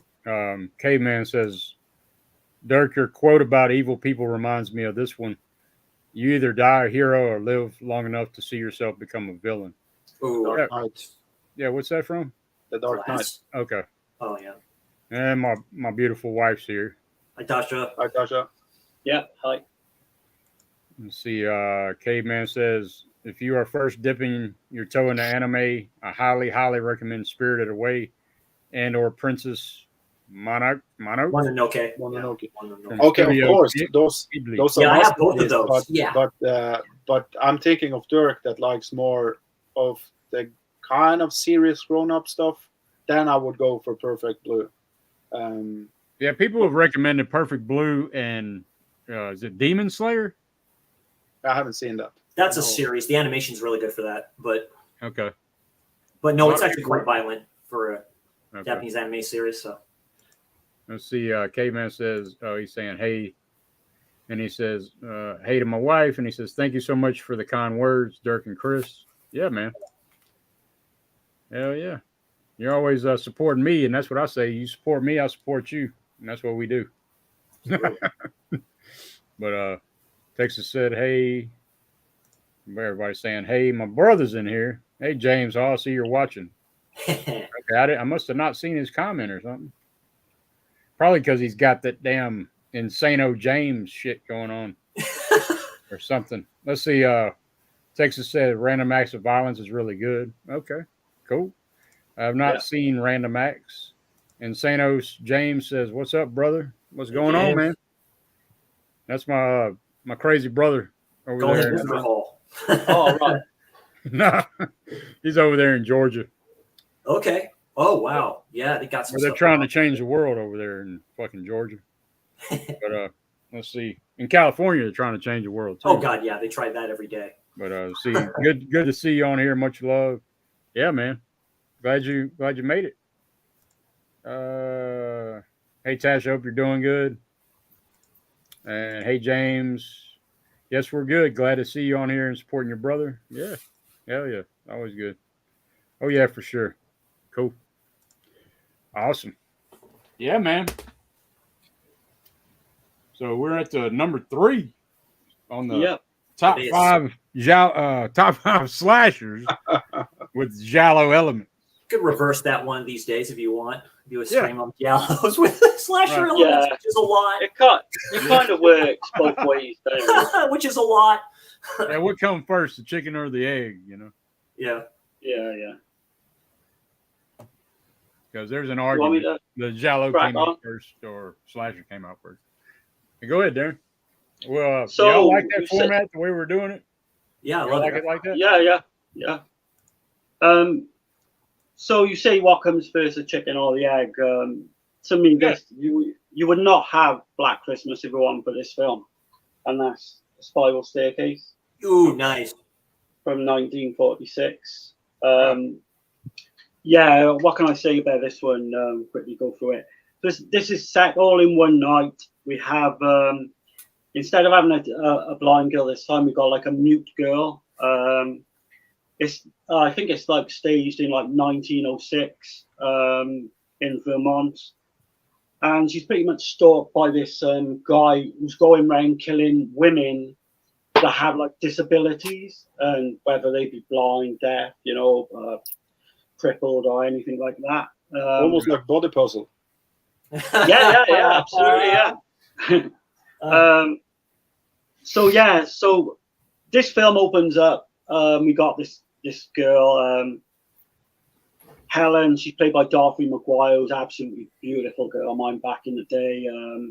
So she sat in this, watching this cinema screening, and like upstairs from where this cinema screening is going on, there's this girl getting murdered. We find out there's a killer on the loose. Obviously, I think this was the third killing. So she's on her way back there, and it happens in one night. It's like a big, massive rainstorm, brilliant atmosphere. And early on, we got that one shot you get in Black Christmas where you've got the killer's eye. We see the killer's eye every time there's a kill in this film, or certainly for the first couple. We see this killer's eye, and it zooms in. That's very Giallo. Wow. Definitely, Bob Clark. I'd be amazed if Bob Clark had not seen this film. Yeah, he probably did too. He probably had a lot of nice shots like that. Oh yeah, absolutely. So yeah, we got pretty much like there's not many characters. We got this old woman. She keeps warning this Helen, get out of there, but she don't know why. There's subplots, the guy of the house and his brother comes back, and there's subplots, little romances going on. But the actual killer stuff in this is unbelievable. I think it's one of the best slasher whodunit. Obviously, probably one of the first as well. I can only think of maybe one before, like Night of Terror from 1933, which was decent. But yeah, and it's all done in this really spooky mansion, late at night, shadows, we've got a black glove killer. That brings in the Giallo element to me. I wonder if West seen that movie too, like. Oh man, it's pretty well known. I would imagine Gizmo's definitely seen it, yeah? No. No, never seen it. I'm surprised. I haven't seen it either. Like I said, I'm writing all this stuff down. So 1946. I mean. Yeah, don't let that pull you off at all. Yeah, no. I don't mind. I own movies from the 20s. I think the oldest movie I got, I think it might be Haxon is the oldest film I got. Oh, right, yeah, the witchcraft. Yeah. That's the Swedish one. Yeah. But this, King Kong. For the time, it's very ahead of its time. It's mean-spirited. It's all that. It's claustrophobic, where you're like in this mansion. I would say Psycho as well. I would say Hitchcock would have had to have seen this as well. There's an element of Psycho in there. Black Christmas. It all starts somewhere. So is that considered? What is that considered? Like a suspense thriller? Is that I would say a proto slasher. Okay, I'm just saying, like probably most known as a thriller. Yeah. I I'm wondering what they named it though. Like, you know what Who's I mean? all in there? On IMDb or whatever, or you know what I mean? Like when you look at the film, not too. probably There's suspense, actually. Go on, sorry, Dirk. What? probably suspense thriller. I'm guessing, or was Yeah, it but considered a horror? I mean, that's what I'm getting at. yeah, that's exactly. You're exactly right. But if, like, for the die-hard slasher fans like me, you will watch it and you'll be amazed how much of a slasher it is. Right. There's a keynote release of this. Okay, there is. Gone fucking sky high in price. Right. Okay. I'm hunting that down on eBay. But I thought that was the Criterion release of that. I guess not. Maybe, I don't know.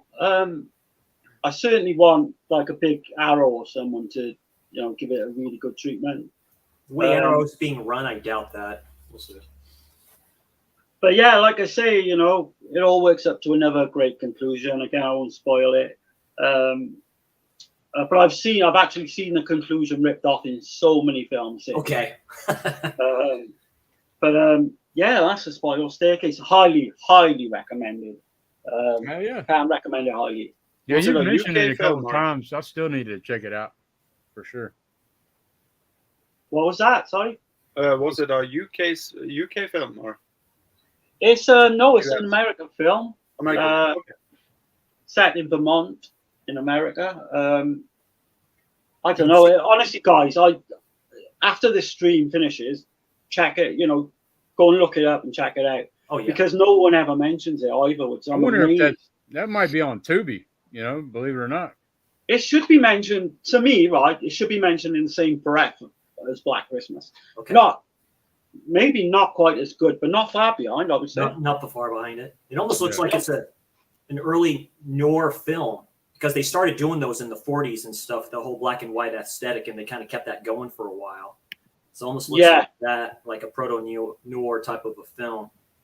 I've seen like earlier films, like The Old Dark House from 1932. Yeah. Oh wow. The Cat and the Canary. But to me, it's a little notch above. I've seen The Cat and the Canary. That's actually really good for its time.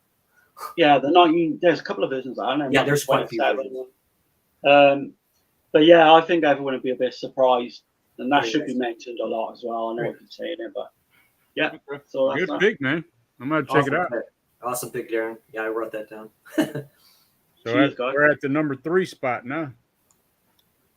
Gizmo, Yeah, normally I don't check out that many films after this, after all of the streams I watch and stuff, because I've seen most of the films. But that one looks really interesting. I will say quickly, Giz, don't get it mixed up with a 1975 remake, which is absolutely shit. That's all I'll say. Okay. Yeah, we will talk about another remake that was, or actually the original that was shit that I talked to Dirk a little bit about, because I was supposed to watch the film he is going to watch for tomorrow. Oh, right, for Extreme. But I watched the original, and that really fucked my head up. But we will talk about that tomorrow. Yeah. Okay, so the next film actually has been with me since I was 10 years old. I saw it first time on a VHS that I bought from, I believe it's from Sweden, and it has a strange name in Sweden. In English, that name is translated to Bloody Rape, but it's not called anything like that in English. Yeah. It could be Denmark or Sweden. I don't remember. One of them I bought the VHS from. But anyway, it was illegal in Norway up till 2004, I believe, or 6. My goodness. And it's a movie I talked a lot about before, because I was just going to say something first. The thing was that when I watched it as a young child, like 10 years old, I thought the movie was good, but I only liked it because of the violence in it. Then I watched it when I bought it on DVD, and I thought the movie was shit in like 2002, probably around there. No, probably 2004 when it was released in Norway.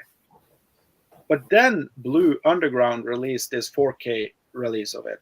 And I don't know what happened, but it's something about this film that elevates the quality of the film 10 times when you actually see how it's supposed to look. And it's, of course, the New York Ripper. Oh, hell yeah. Nice. Yeah, man. Thank you, Gizmo. This Thank you for movie, doing that. this movie is like, I have never experienced anything like that before. When you watch a movie and you think it's shit, but then you actually watch it with great quality, and it becomes close to a masterpiece. It's a great release by them. Yeah. I think it's the best 4K release I ever seen. I put it on my first place 2 years ago or something.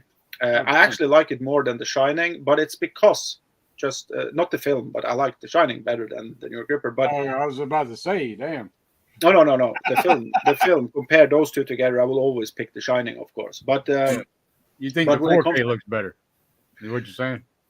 Not necessarily better, but when you think about The Shining, I had it on DVD, I had it on Laserdisc, I had it on VHS, and the quality has always been fucking great on The Shining. Yeah. Even back on the VHS days, if you test it with VHS today, I have it.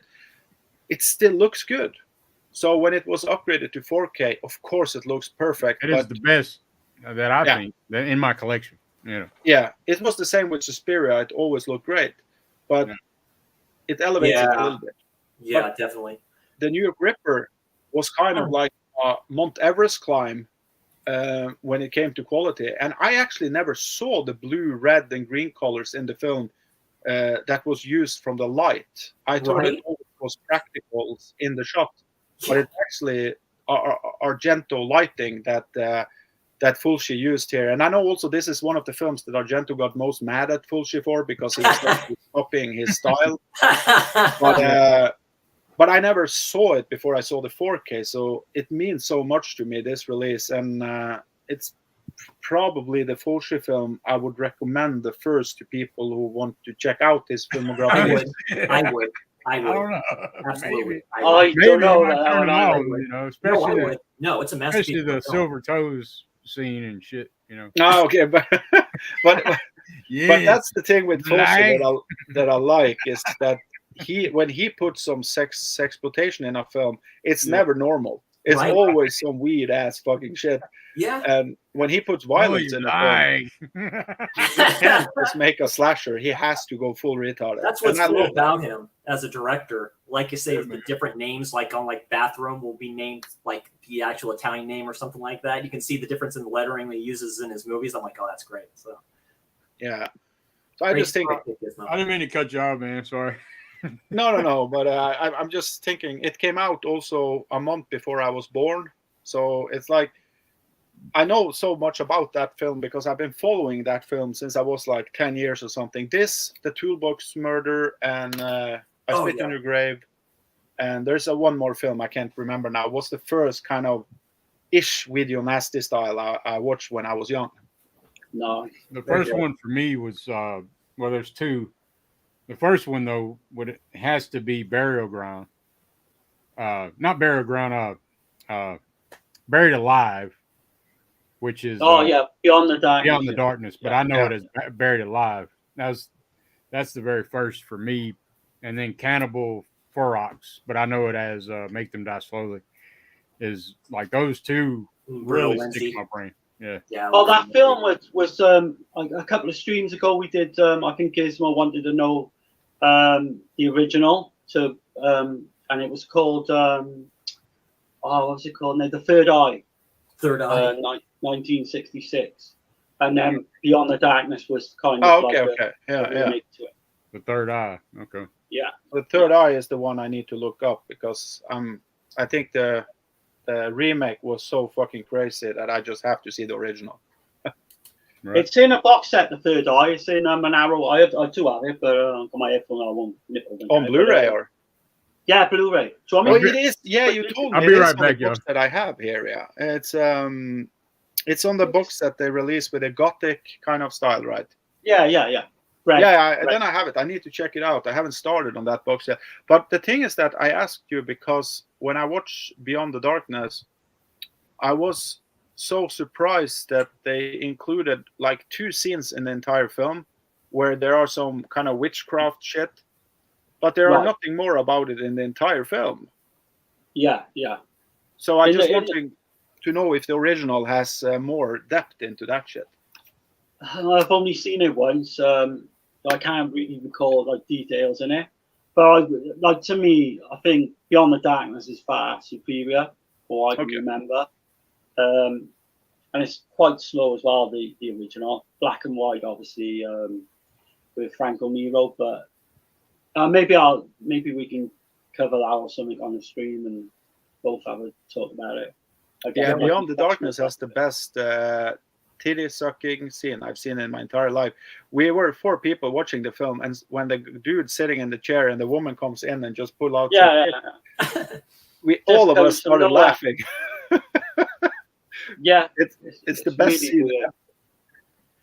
What New York Ripper is to me, it's like, have any of you seen the crime scene series that that Netflix did?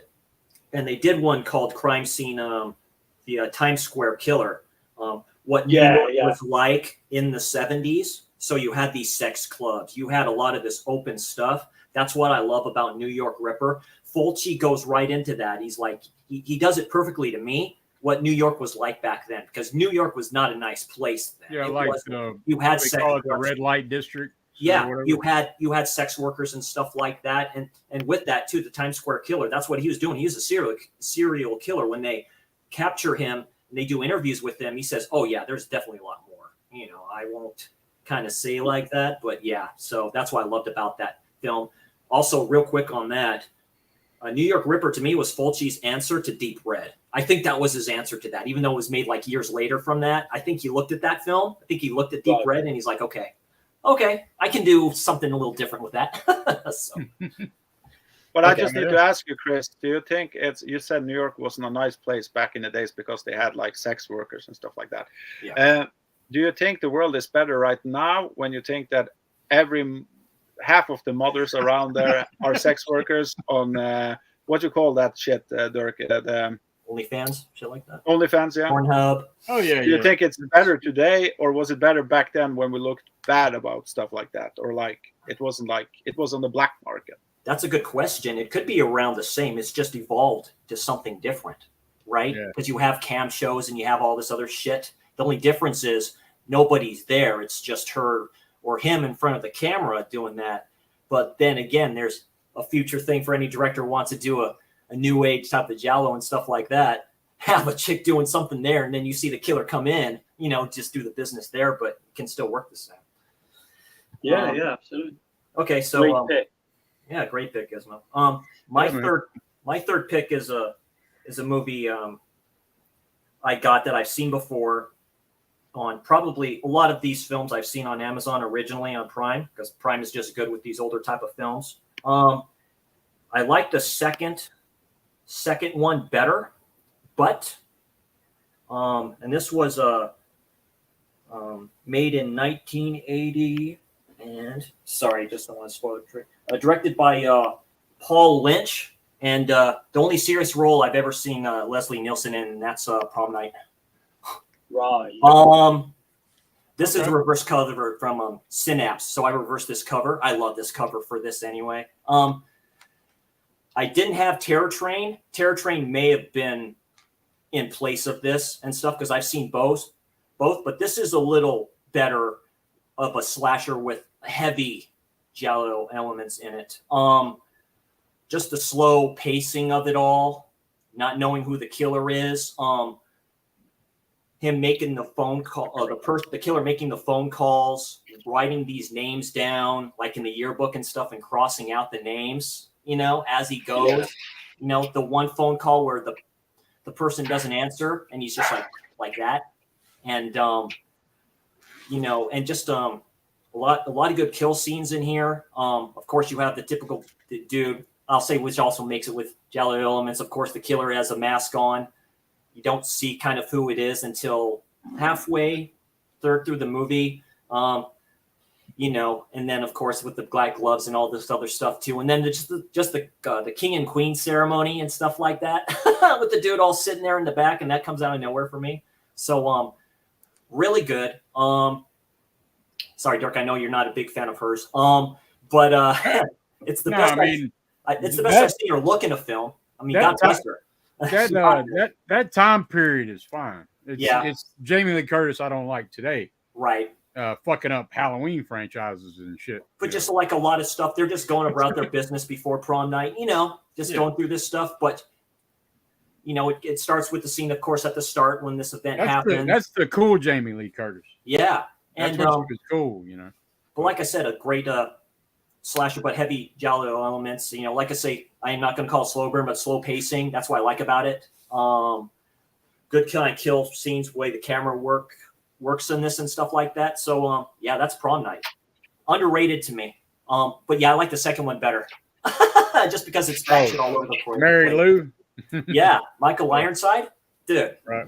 So I've literally got that Prom Night poster like 5 feet away from me. Yeah, that's like a nice poster. The first one or Mary Lou? No, the original with the ski mask. Yeah. Okay. Yeah. Yeah, great film. Absolutely great film. The original is or the one that Synapse, that original cover is just the dude with the mask holding that blade up, which is glass, basically. That's another thing I love about that. The mirror. He's using glass, and it has the woman's face where she's like upside down through the reflection of the blade. I like that. So. Oh yeah. Prom Night's kind of like a blueprint a slasher film in many ways, because it come before a lot of them. I think it's like 1979 it was filmed. 1980, and it's I think it was filmed 79 and released in 80. Yeah, it's filmed in Canada, so it was filmed in that area. So. It come before a lot. Like I said, I've never seen Leslie Nielsen, other than this role where he plays the principal, basically be serious, and he's extremely serious because the events that happen, and it's like I've never seen him do anything after that. I'm like, whoa, wait a minute, it's kind of trippy to see that. Yeah, you can see him. He goes batshit crazy in Day of the Animals. Oh, he does? Okay. Yeah, that's a good one with Leslie Nielsen. Creep Show also. Yeah, Creep Show. That's right, Creep Show. He's a villain in that one too. Yeah. Yeah. But yeah, man. So good pick, Prom Night number. That's your pick, definitely right? Great pick. So this is 1981 and came out same year as The Black Cat and the Beyond, and it's the Godfather of Gore, which he stole that damn. He didn't steal it, but people named him that from Herschel Gordon Lewis was the original Godfather of Gore, but indeed, it's gonna be House by the Cemetery. Oh man, yeah, pick. Yeah, yeah. Fortune's getting some love tonight, I guess. Hell yeah.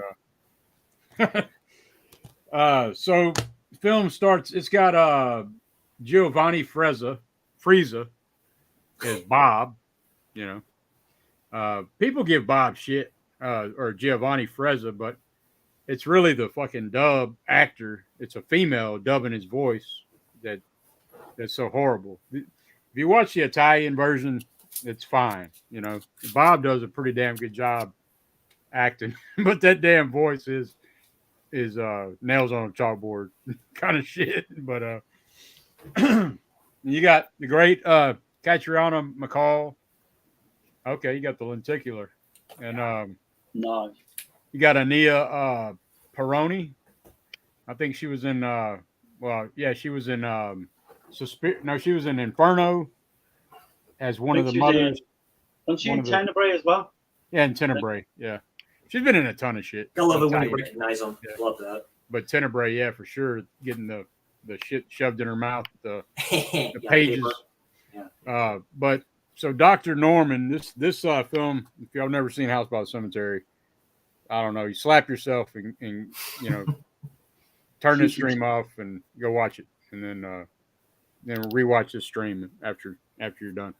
But anyway, so it takes place. I think it's in.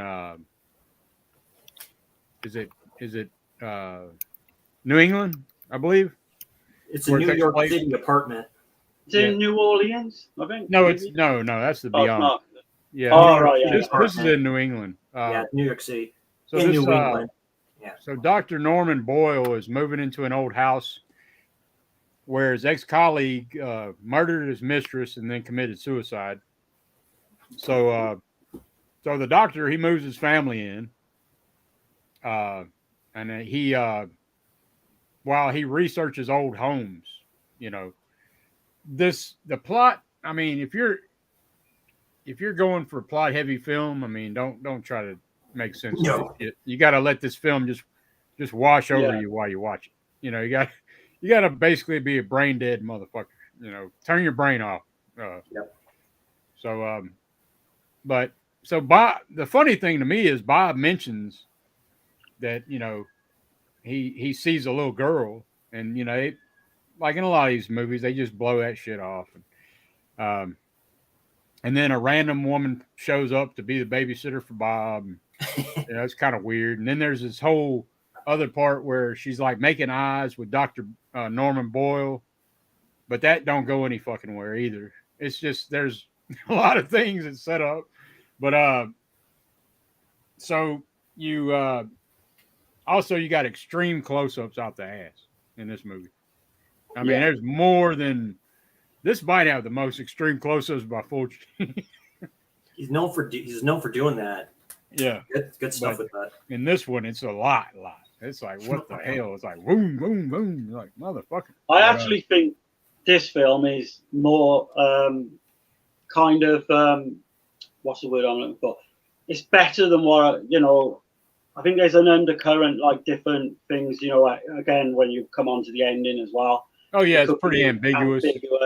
I think it's a clever film. I think Fulci's clever film, if you actually think about all the subtext going through, you know, the actual layers of. Yeah, like how it shows a mannequin at the very beginning getting beheaded, and then a little girl. It's his best film. A lot of people believe it's his best film.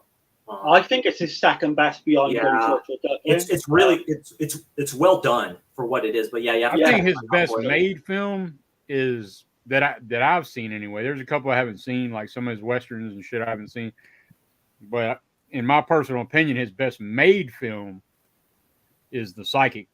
But it's not my favorite, but I think it's his best made. Severance releasing that 4K.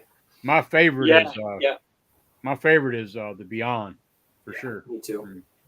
But so anyway, the doctor's like researching these old homes, and then he kind of like turns into a detective and shit. He finds out Freudstein, which reminds me of Dr. Satan from House of a Thousand Corpses. It does. You know? Maybe Rob watched this film. I'm sure he did. Yeah. Absolutely. He finds out that he was doing illegal experiments back in like 150 years ago. So the movie's got ghosts. It's got great atmosphere. It's got a fucking annoying little bastard, mommy, shit like that. It's got fucking crazy little bats and shit like that are oversized that look fake, and the blood effects are fucking awesome in this fucking movie. Yeah, no, they're done really well. I mean, they're really good. But heck yeah. So what Darren was talking about, how it's got those subtext ambiguous shits where there's a quote. It says, "No one will ever know whether children are monsters or monsters are children." Like, you know what I mean? Like, I think Fulci's just like fucking with people. You know, that's what I think. But he likes to mind F you a bit. Yeah. And then it was a quote from Henry James, which, if you don't know, that's fucking Fulci's quote. That ain't right. Yeah. But anyway, that's my number 3. Hell yeah. The ending to that as well, you could take in at least two different ways, depending, you know, when you first watch it. But it's not quite a masterpiece, but I think it's close. Yeah, it's up there for me. Very good. For sure. Well, cool. Let me catch up with the chat right quick. Do y'all like it that way or this way? That didn't really do shit, did it? Now you did Lynch work. Yeah, definitely. Okay. It's like Lynch saying, "Do you like this or do you like this?" This, yeah. Talking to, what is he talks to? He talks to some animal. Let's see. Let me catch up with the chat. Okay, Caveman, he says, a more adult, violent anime you may like, Dirk, is Akira. Okay, oh hell yeah! Oh yeah, absolutely. and we've caught up with the chat, so that's awesome. That's my favorite anime. Still, Akira? no one has beaten Akira. It's like, yeah. I am Tetsuo. Okay, I'm gonna have to when I get a chance, man. I got to get through my collection. I got to get through, right? Which we're doing that on Gizmo's stream, by the way. Going through a lot of blind titles and shit. So that's good. It makes me watch shit that I need to watch. Ever get me on there? It's good and it's bad at the same time. But it's a good thing overall. But yeah, I need a flip. I need to do the flip, huh? All right, do that, and then that. Perfect. Cool. All right, Dan. What's your number 2, man? Right. So I think this is probably on Chris's list. I may have beat him to it with this one. Coming like pretty much like just after Prom Night was released. This is a Canadian film called Curtains. Oh yeah, I knew that was going to come up somewhere. I knew somebody was going to grab it. I have not watched that yet, Darren. Right. You have it? I've not watched it yet. Yeah. Okay. So I thought I wasn't going to put it on the list because I thought, like you say, someone's going to come up with it. But I just couldn't keep it off the list. I've been rewatched it recently as well. I've seen clips of it. Oh yeah. Oh, it's fantastic, I tell you. So basically, you have a group of ambitious female performers. They're all targeted by a mass killer in a hat, like a hag granny mask, while auditioning for this part, Audra, in this film. Yeah. It's just the weird sort of thing behind the whole filming as well. It was filmed in 1981. It was put on the shelf for 12 months. Didn't come out till 1983. They had 2 different directors, and I think a bunch of crew members actually came in right at the end to basically do shots to actually get it finished. So why it's any good is anyone's guess, you know. So for me, I think it's one of the most underrated ones of the genre. So yeah, we have this lady, Samantha Sherwood. She kind of goes undercover, gets herself committed to like this mental asylum, all for like part of her job, thinking she can just get, you know, research. But it doesn't work that way because they actually think she's fucking insane and they keep her in there. Meanwhile, the part, I don't think they're romantically involved, but like this director partner is auditioning these women and these young girls, some of them, and one by one they succumb to this mass killer. I don't know, probably all you got, apart from Chris, you 2 guys have seen them, you in Gizmo. Yeah. So I don't really want to spoil it for anyone. Right. But, I can't really go into it too much. Yeah, I can mention a couple of the kills without. I don't think it's going to go too much spoilery. There's one that's going to be mentioned by everyone is the ice skating on the pond.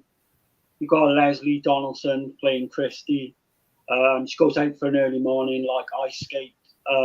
She's stalked by this fucking killer. Probably the best kill.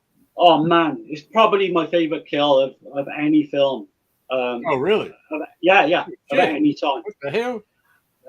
It's done in like broad sunlight as well, which makes it different. So yeah, she's getting stalked, and then this fucking hag mask is so creepy coming behind her, and that doesn't obviously end well.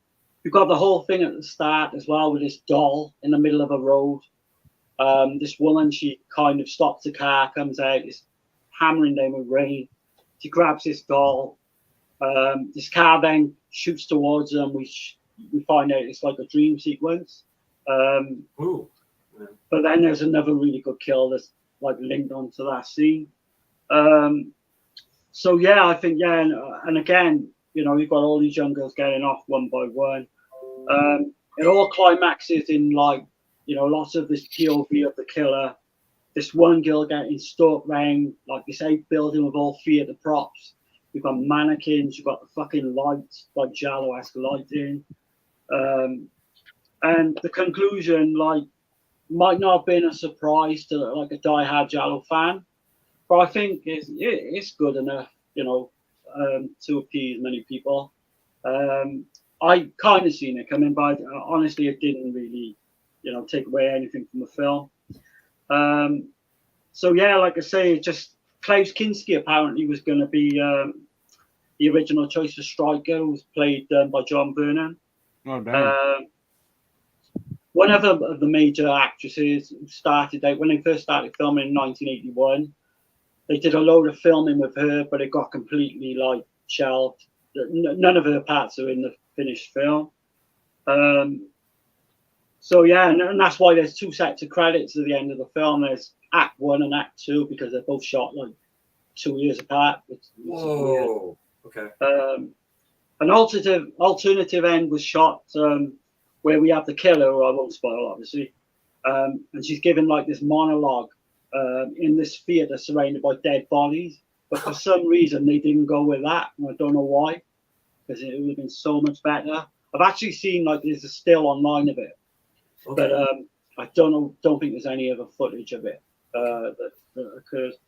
But it was released in Italy under the name The Mask of Terror, and it was released in Norway, which Gizmo might know, as Death Count. Count to 7. What's that? Sorry. What is it? It was released in Norway. Death Count to 7. Death Right. Count Okay. 7? Yeah. Okay. But yeah, same. The guy who did the music, Paul Zaza, did the music to Prom Night. So it's kind of a lot of overlapping with some of these choices and stuff, which is good. Again, I can't really highly recommend it because I would imagine most people have seen it. But if you haven't, yeah, then go for it now. So that's Curtains. Very good. Hell yeah, man. And there's a cover art, sorry. Yeah. Fucking amazing cover art. Who Yeah, released it's that one, like- did you say? Synapse. Released Yeah, it. Synapse released that. Yeah. It's quite, I think you can get it for like $10. Yeah, it's cheap. I Oh, remember yeah. Brad Great picked it up actors and as killed well. them all. Yeah. Some amazing extras on it as well. Oh yeah. No, Synapse does a great job with their stuff. Oh yeah, absolutely. Bare bones. I forgot stuff to to do the solo layout with us 4 assholes on the side over here, but or 3 assholes, whatever. We're not Y'all now. want to do the solo layout, or y'all like it like this? What do y'all want? It's okay like this. Yeah, it's fine like It's this. fine. Yeah. Okay. You don't like Fine. the zoom in? The zoomy zoom? To see my nose there. Yeah, see a It's booger mine. hanging out and shit. But, all right. So my second place is a movie that I think everybody has seen that's at least over 15, because this is a movie that's probably on, if you count all the horror films in the world in our top 10 list, if people know about, then this one would absolutely hit the top 10. It's a movie that also has followed me from the first time or from the beginning when I watched horror.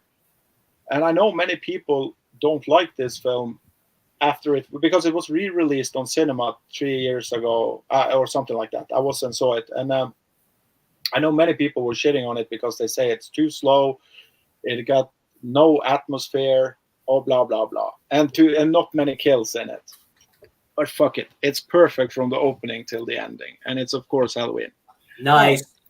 I know, Dirk, you said that you don't count it as a slasher, but That's a wild card right there. I mean, card. Yeah. it's. I mean, it's not the. I don't know, man. I just don't count it as a slasher. Now, part 2, I do. Yeah, that's more. Definitely fucking slasher. But- I should But- like part 2 more than 1. but what's keeping But I mean, number it one? is. I mean, it by definition it is. Yeah, I mean, it is. everybody. It's a supernatural slasher, I would say. The first one. Because you've got supernatural elements where he kind of disappears and And there's a Don't cat know and if it's mouse in our game with imagination. Loomis and the killer. You know, with Michael, there's that cat and mouse game too. That's really Yeah, good the acting, obsession. by the way.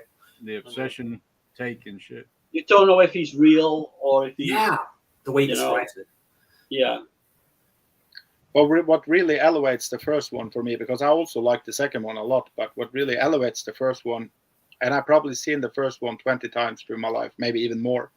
The second I've probably seen 4 times, but I have really? I have a lot of fun when I see the second one, but it's just a fun movie, if that makes sense.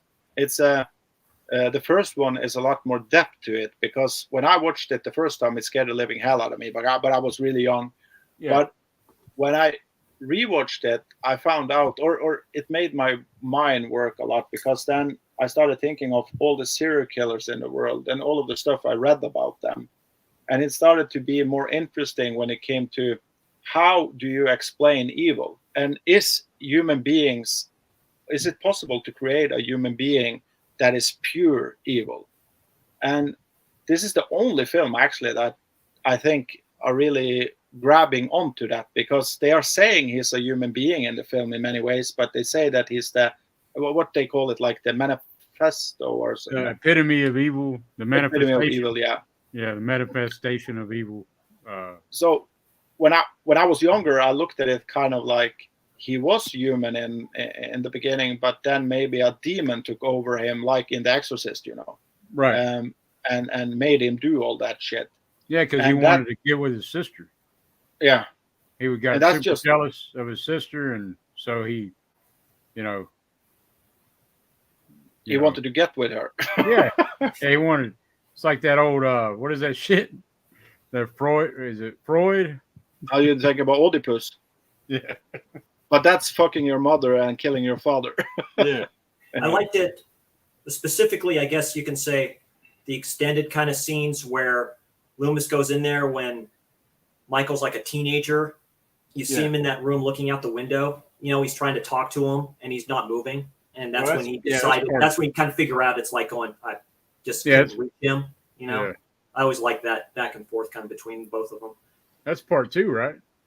No, part 1. Part 1, there was like 2 kind of different versions of it. It's like, oh yeah, when he goes to say don't let him out at the start, Yeah, that was the re-release of the film, right? Yeah. But what I was saying about, many people nowadays are calling this dated and stuff, like they do with most films. Whatever. Actually, that's older. But no, it's for still me, a masterpiece. I mean, no doubt about it. But for me, I think it's. I like Rob Zombie's Halloween, the first one. But for me, that's what's funny though. Rob Zombie don't. Yeah, he doesn't. Okay. But for me, I think that's also just a fun watch. But sometimes I need films that goes a little bit deeper into my soul and really makes me kind of look for the feelings that the director are trying to tell me or whatever. And I do think Halloween will forever be that kind of film for me, because it's not scary to watch Halloween, but it's scary to think about Halloween. That's the thing, to think about the killer. And that score. I mean, without the score, the movie would be nothing. Yeah. Just the scene with the child where he smashes the other Tommy's pumpkin and stuff like that, and he runs right into him, right? And you see kind of the fear on the kid's face, he's like that, and he lets him go. I'm like, and he's the just best scene in the entire film that puts it there on the map for me is when he kills the dude on the kitchen, and he just turns his head like this, because that scene tells more than any Scream movie could tell, any sequel to any fucking slasher or whatever. Right. It tells me that this dude is fucking mentally ill, or he's the sense of evil, or what you call. Yeah. He loves what he's doing, or I don't think he loves it. He's like admiring his shit or something. Like yeah, and it scares the hell out of me. It's like if you killed something on your when you are hunted, and you kill like a bear or something because it's something you always wanted to kill. That's something similar. But when you do it to a human, your own kind of breed, it's like, it's so fucked up. I almost think the movie would get more recognition if it, funny when I think about it, if it would have stopped there with just that ending when you hear him breathing, where you're like going, oh, what's going on here? Almost like Black Christmas type of ending, it's like, oh shit, kind of still there, and just have you lingering with that forever. So great stuff. Yeah. For me, I've kind of watched, it's one of those films I've watched that many times that I've kind seen of it so many. Yeah. Friday the 13th, another one. Yeah. Nightmare on Elm Street. I've just watched them too many times, but I think maybe it's time to go back and reassess. Like definitely with the Friday the 13th. There's maybe. no doubt. That 4K. There's no doubt about Halloween being a masterpiece. Oh God, it's a masterpiece. Yeah, absolutely. No doubt about it. You can think Halloween 3 has that Giallo elements in there too, because there's a lot of colors in that shit too. Yeah. So it's really trippy. Okay. Yeah. But I will always say that I will elevate higher up Halloween, the first one, and even if you love Halloween 2 more than the Right. first one, I do. the first Me one too. is a much better movie if you think It's a about better it. made film for sure. No, it's a Yeah. better, But better Halloween 2 is just slasher. it's Michael on steroids. Yeah. It's really Jason wearing Michael's outfit, you know. There's good deaths in It's Friday the Halloween. 13th with a Michael costume. That's why I prefer 2 as well. And then Dick Warlock, I like his Betrayal. Michael Myers, you know. Sure. Yeah, I don't know, something about it. it's just a lot of the violence is ramped up in the second one. But in terms of the first one being, the best film in the series, no doubt about it. It was during that time too when they wanted these slashers were getting really popular and stuff like that, and just for the fact that Jamie Lee Curtis is wearing a wig in that, you know, Right. where you're like going, but because she was filming. I think she was filming Terror Train. yeah, Is that's why right. she had to wear that. David Copperfield. Okay, so my number 2, I originally watched it on Amazon as well, and then they released it. Then I picked it up. Made in 1987, directed by Spanish filmmaker Jose Ramon Larraz, and that is Edge of the X. Yeah. Okay. The payoff, it's all about the payoff for movies like this for me. The payoff is worth it for this. Basically, you know, this kid, you can say, comes up to visit his buddies and stuff in this normally set in Northern California, but shot primarily in Madrid. So some parts were filmed in Northern California, but mostly this was shot in Madrid. Spain. The car wash scene. Yeah, I mean, that's just iconically good stuff. There's a kill scene, I think it's like on a farm or something like that, the way the killer takes out the person and stuff like that, where you see the close-ups of him actually hitting her on the ground with that. But you mentioned Halloween. The car wash scene in that is exactly like Halloween with the mask. Right. Great filmmaking here. Great camera work. I like it that it's in this mountain type of area. You know, it has a Friday 13th film for me. Feeling to me like that when they do that.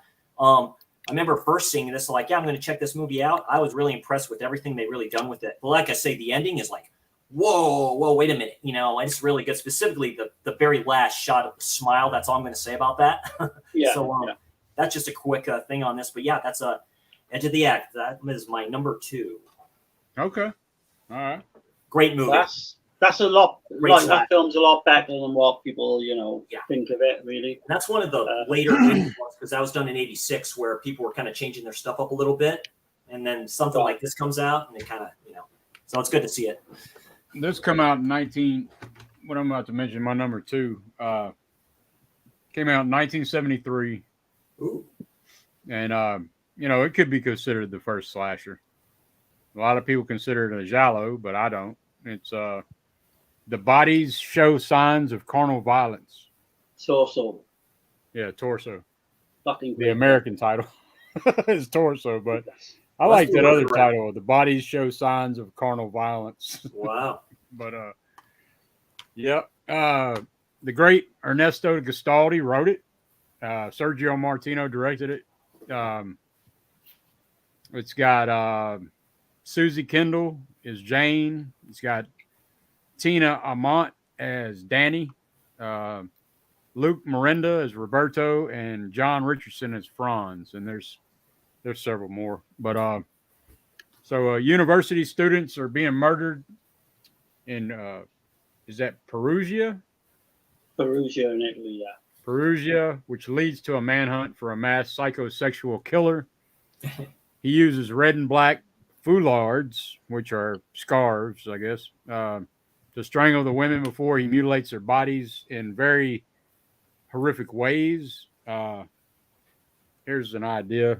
If you've never seen it, you see that little hacksaw thing right there? Yeah. But nice. Let's see.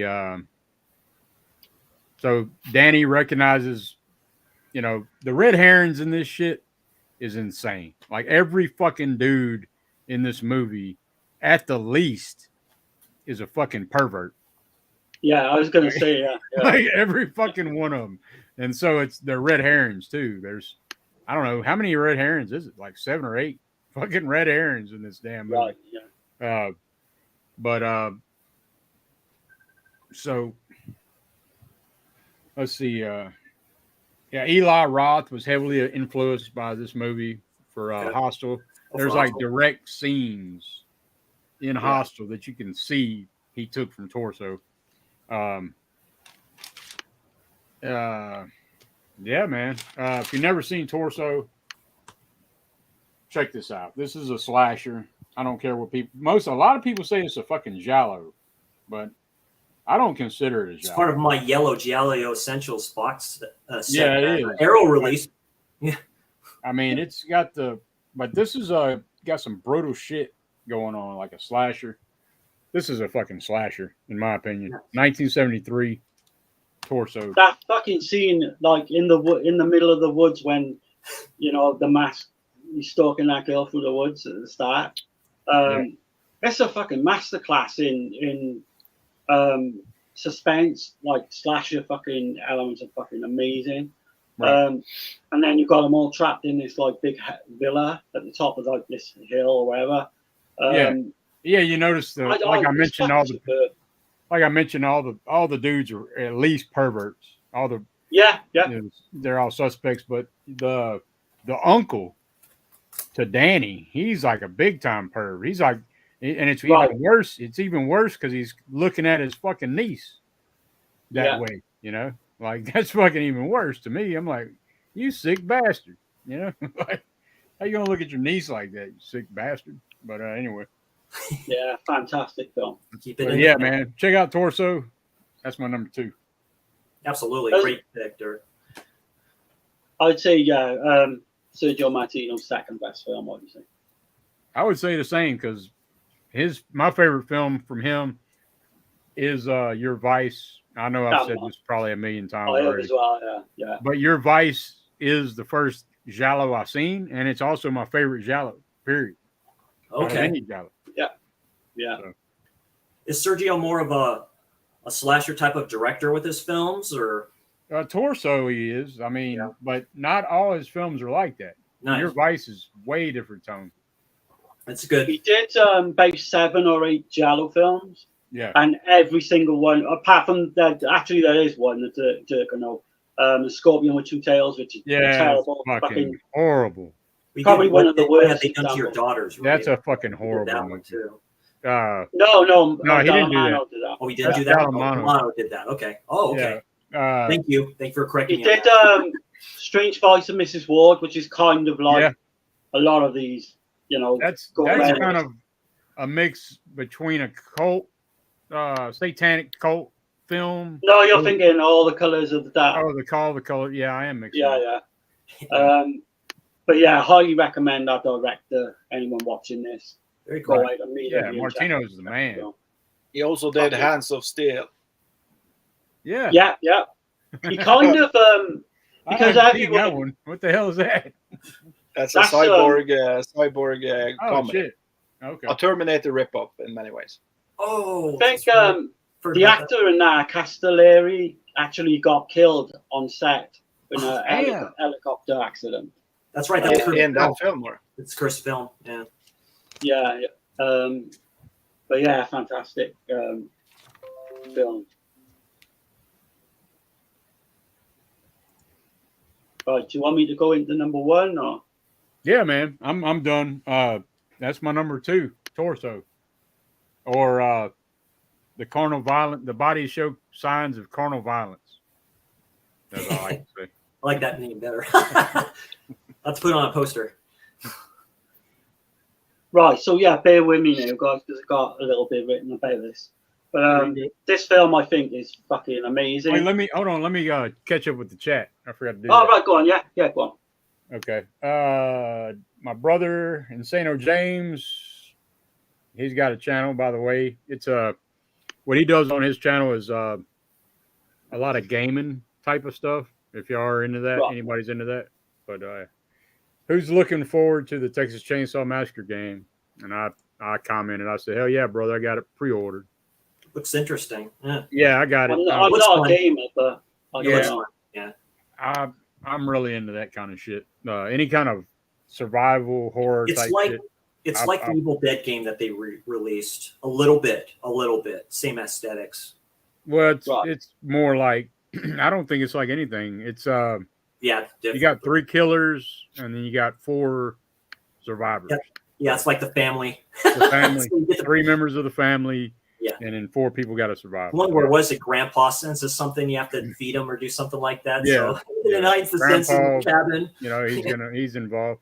But they made the game look exactly like the house. They made the game look exactly like the gas station. So there's different maps, and it looks just like the movie.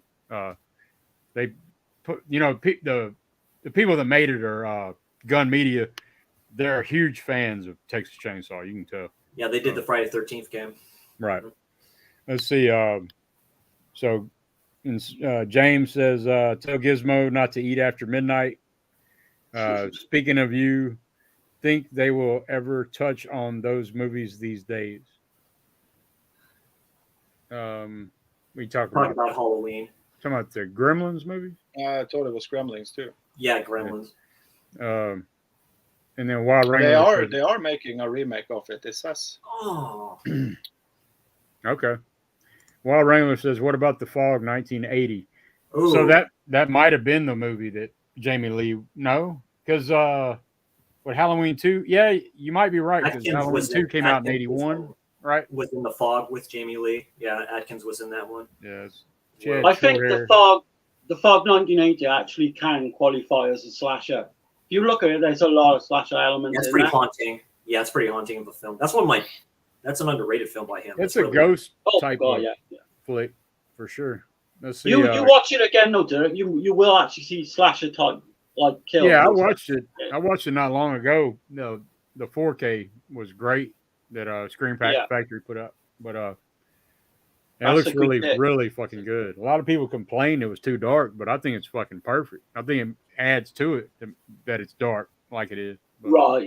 Yeah. They said that about the Friday 13th. People complain about releasing issues, but they complain about they don't got enough fucking toilet paper and shit.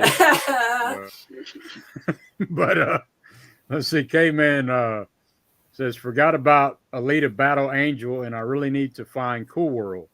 Oh, More adult Roger Rabbit style animation mixed with live action with Brad Pitt, Kim Basinger, and Gabriel Byrne. Need to find a copy. I have seen that. Shout Factory. That's expensive. It's priced at $30. I mean, I have seen Cool World. I haven't seen Alita Battle Angel, but I think it's Anthony over at Anthony's Horror and More. He puts over Alita Battle Angel. I have the 4K of that. It's a really good movie. I saw that in the theater.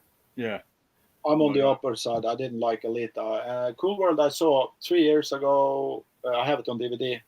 The fun thing is that the director who did Cool World is the dude who made Fritz the Cat. And I love Fritz the Cat. That's right. And also that the Fire and Ice. You said Felix? Fritz. Oh, okay. Fritz I was going to say Felix. No, it's Felix. Not old as hell. Shit, you know. Fritz the Cat is also director. It's from the end of 70s or beginning of 80s. Time, animation-wise. Yeah. That's when you were able to experiment with it back in the day. It's a French porn animation in many ways. They are making jokes about nudity. I'll never forget about Felix the Cat because that was some kind of acid I dropped back in the day. Oh God, yes. Yeah. I love Felix the Cat. But anyway, it's like Cow and Chicken in the 2000s. Yeah. Yeah. Right. But yeah. Acid. Oh yeah. Yeah, it was just experimenting, trying to expand the mind, you know. But anyway. With Felix the Cat. Felix the Cat. But let's see. Caveman says, great deep cut, Gizmo. Okay. For what? For Halloween, probably. Probably for Fritz the Cat or something. Yeah, Fritz the Cat, something like that. I saw 2 Fritz the Cat like that. Yeah, they're fun. They're extremely fun. I think he did an animated film called Wizards too, which is. I have it. I haven't seen it. Really, Hey, if y'all would hold tight for me right quick, man. Sure. Y'all just talk about whatever. I gotta take a small break. Sure. Yeah, no worries.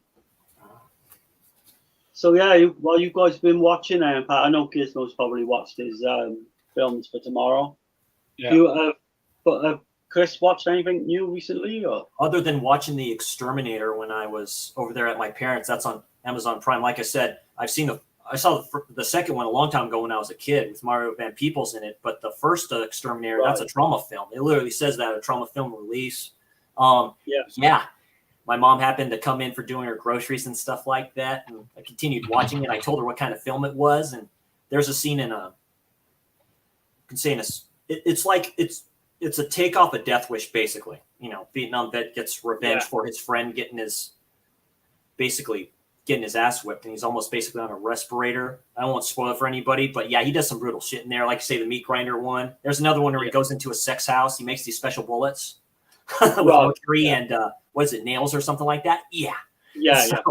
That's another one that's set in New York City as well. Yeah, set in New York City. Like I say, those early days of doing that in the early 80s. And then the second movie is more Exterminator, where he actually uses the blowtorch a bit more kind of stuff like that.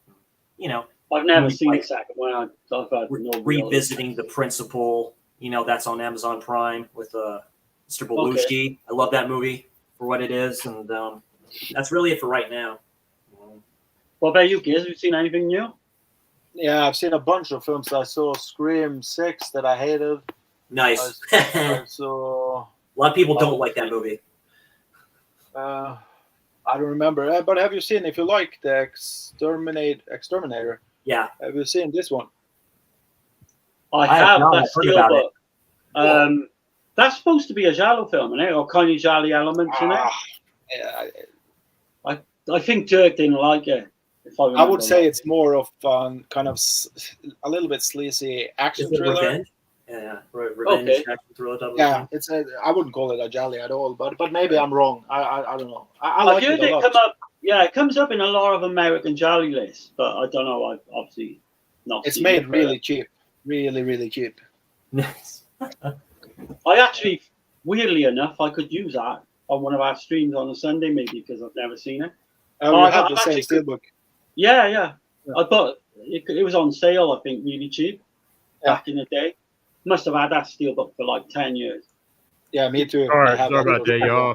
What I did watch, I'll say this because that was on Prime too. I looked it up. If I had it, I would include it in my honorable mentions, but I'll just say it straight up. Blue Steel with Jamie Lee Curtis. That is an awesome film. That may be my favorite film from her. That is really good. Really good.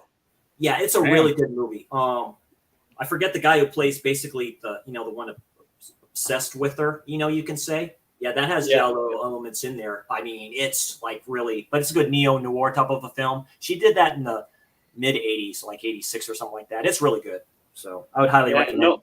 No one ever mentions that film. Revisiting that film. Yeah, Clancy Brown is Clancy Brown is right, in it. Everyone mentions obviously bigger name titles, but yeah. But it's a neo. I could call it they call it neo-noir, but it's very Giallo-like. I mean, there's a game of cat and mouse there. I mean, no one believes her of what's going on at the start. I mean, nobody ever mentions Christmas with the Cramps either. Yeah, with her. Road Games is another one. Anyone knew the Road Games? That don't get mentioned a lot. Yeah, I have. I think I have not indicated, but who released it? It was Powerhouse. Indicator. Was it Indicator? Yeah, maybe it's Indicator. I have that one. But I was thinking of a movie that nobody mentioned, and for me, that movie is just as big as the fucking, I don't know, Forrest Gump or Saving Private Ryan, movies like that. And it's Michael Douglas in Black Rain. I never seen that movie. Talk about that film. That film is a Ridley Scott or Tony Scott film.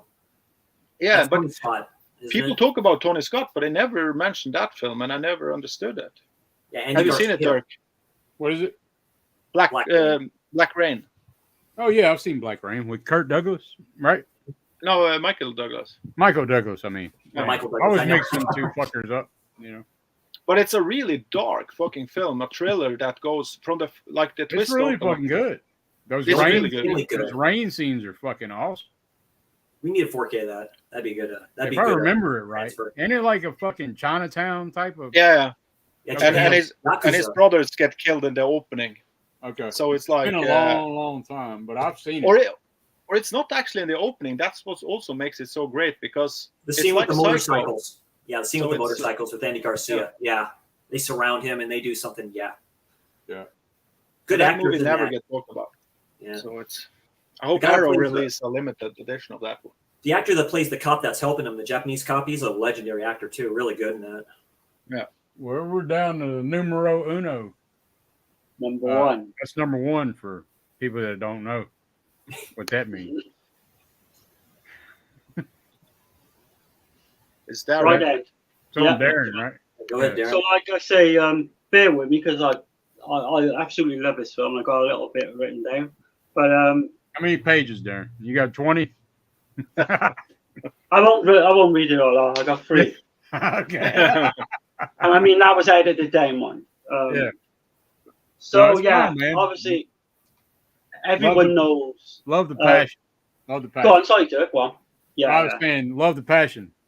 Oh, right. Okay. Yeah.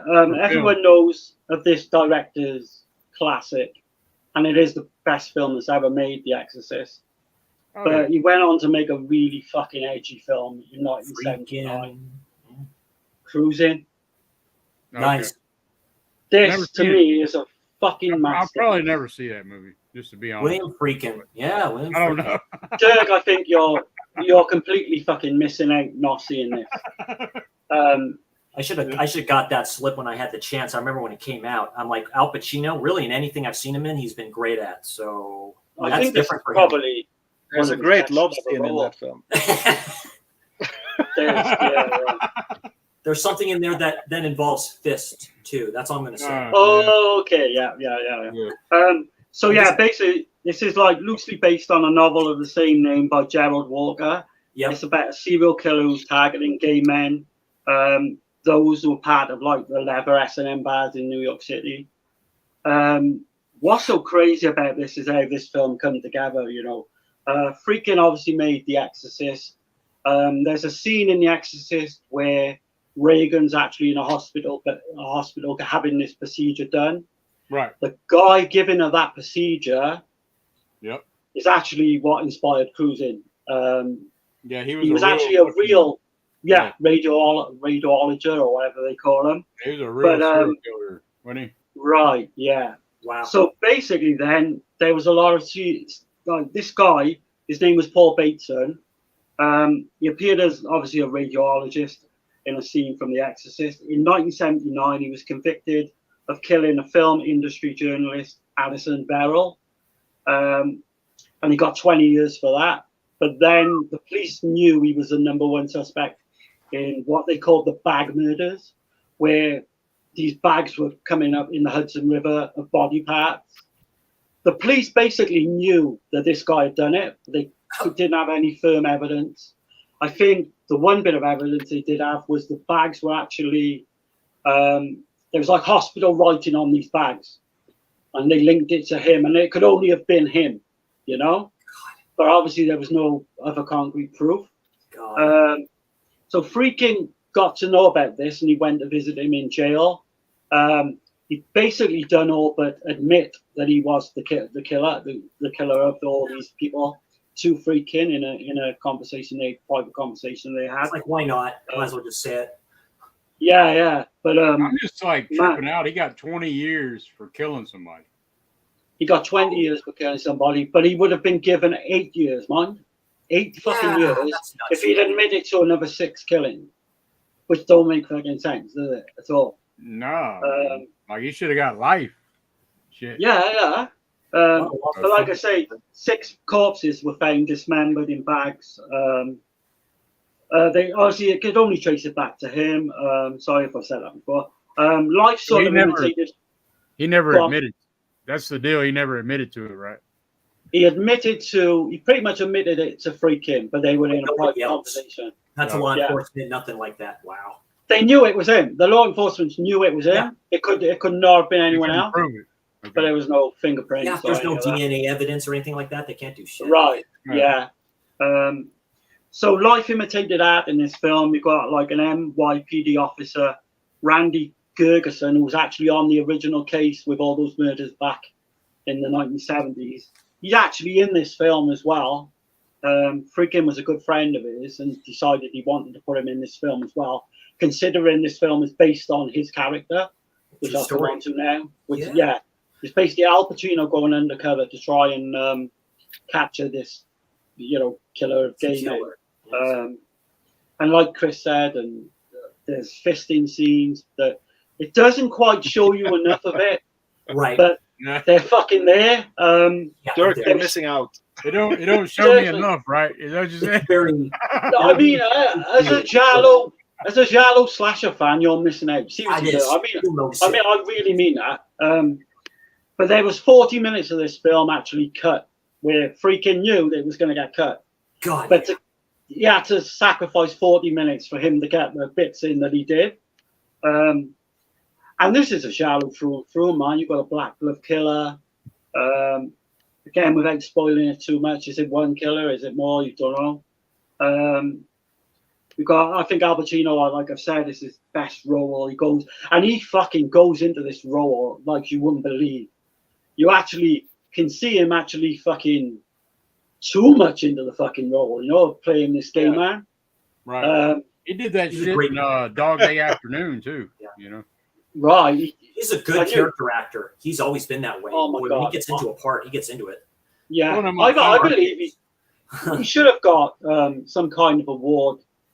But because of all the gay rights going on, the protests at the time, he kind of like washed his hands with the film a little bit. He did. He told Freaking that he thought it was a little bit too anti-homosexual, which I don't think it is in any way more than what Windows was. Pacino's, you know how he is too, though. You never go full gay. Yeah. It's like throwing it under. Yeah. There's a guy called Gene Davis plays a transvestite in this. He's my honourable mentions actually. He plays a killer in 10 to Midnight. I don't know if you've got that right. Yeah, I need to see that film. That's a fun movie. Really good. Fantastic. Yeah. But he plays this like undercover transvestite. He's like fucking amazing because he's got this pretty boy face. Like he looks just he acts like it. Yeah, he really. Yeah. You got Joe Spinell in there, plays this dirty fucking cop. Yeah. Hell, man. He gets these two fucking transvestites to fucking blow him and his fellow cop off in this guy. Any film he's been in, he's been golden. Weirdo. I mean, he just plays that part perfectly. Yeah. Fuck Joe Spinell. There's like a decent cast in this as well. You've got Undertaker. Karen Allen plays his girlfriend. She's quite a well-known actress. Don Scardino. I know Dana fucking likes him. Also, he plays like a gay friend of his. But yeah, the way he goes into like there's S&M bar. All the bars they went to were real because Freaking had permission to go to them because he knew some really fucking underground people at the time. Freaking. Hell yeah. There's one called the Ramrod. I doubt if you'll hardly see fucking Dirk in these establishments anytime soon. But fuck me, man. It's so realistic. Yeah. Because it's and to me it's a capture of fucking New York City, like we mentioned earlier, at that time. Without getting too controversial, it shows a lot of promiscuous, gay people, which wrongly so, really, in a way that they were portrayed at the time. I'm not saying that to be PC or correct, but it kind of is. Whichever sort of way you look at it, you can see it as anti-homosexual. You can see it another That's way. why I see it as a Giallo type of a film because of that. Because the outlandish kind of stuff that they're doing, you see that in a lot of those films. Yeah. I do believe, because of like the subject matter has kind of held the film back.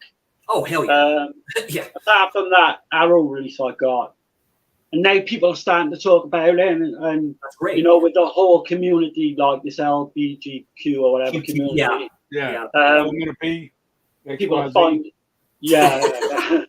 people are finding it easier to talk about this shit now. But there's some great fucking scenes in it. I won't mention anything, spoil anything, but it's such an ambiguous ending that's fucking amazing. It's very atmospheric. All I'll say is you think it's over at the end, but it's not, because I don't think I'm spoiling anything by saying this. There's an ending shot of bodies being carried back out of the Hudson, so Yes. it kind of recycles itself, the plot, and it kind of keeps going and going to where you think this is just going to carry on forever, but in a different form. That's all I'll say. But yeah, what a performance, man. Everyone should fucking see Cruising. Honestly, and I don't say that in jest. I absolutely mean it. For me, it's a fucking top 25 film of all time for me. Harold brought that out. I was surprised, you know. Oh, it's amazing version as well. Yeah, if you haven't seen it and you're a bit iffy about the subject matter, Dirk included, fucking do it, man. You won't regret it. You fucking won't regret. Honestly, it's a masterpiece. It's not in the same level as The Exorcist, but it's a fucking masterpiece. Like I said, it's a it's a slasher. I mean, like I said, you have a mass killing stuff like that. There's 8 and 8 dread in that. slasher, 8 and 8 fucking Giallo. That's what Gizmo says. It's a terror film. I mean, that is terrifying. I mean, for a community like that, be under attack by that type of person who doesn't give two what's about that at all. That's a hate. Those are hate Giallos, as I call them. You know, you just kill them. It's like fight. An undergrowing like sense of fucking dread all the way through the film. Yeah, it's fear. Yeah, it's almost like a Jeffrey Dahmer type of a thing. You know, where it's part of the community doing that. You know, absolutely. Yeah. Quite scary to realize what was going on at the time as well. Like you mentioned earlier, with like the 70s serial killers going around New York. It's fucking but yeah, that's Cruising. I highly recommend it. Fucking love that film. You're up, Gizmo. Go ahead. Yeah. So my next film is the most boring one I have on the list because we have talked about this film probably now since the first time I saw you guys on a stream 2 years ago or something. I don't remember, but it's for me it's his second or third best film. I haven't really put that to mind yet, but it's one of the best 4Ks released, and it would have been a jolly if it wasn't for one element in the film, and that's the supernatural shit. But the reason I couldn't remove it from the list is because it's so great. And what makes this film one of the best films... I think I know what it is. Yeah. What makes this film a film that could have been like one of the best films ever made for me is that the first 20 minutes of this film is probably the best film art I've seen ever. This one, actually, the first 20 minutes of this film is better than The Shining for me. It's Suspiria.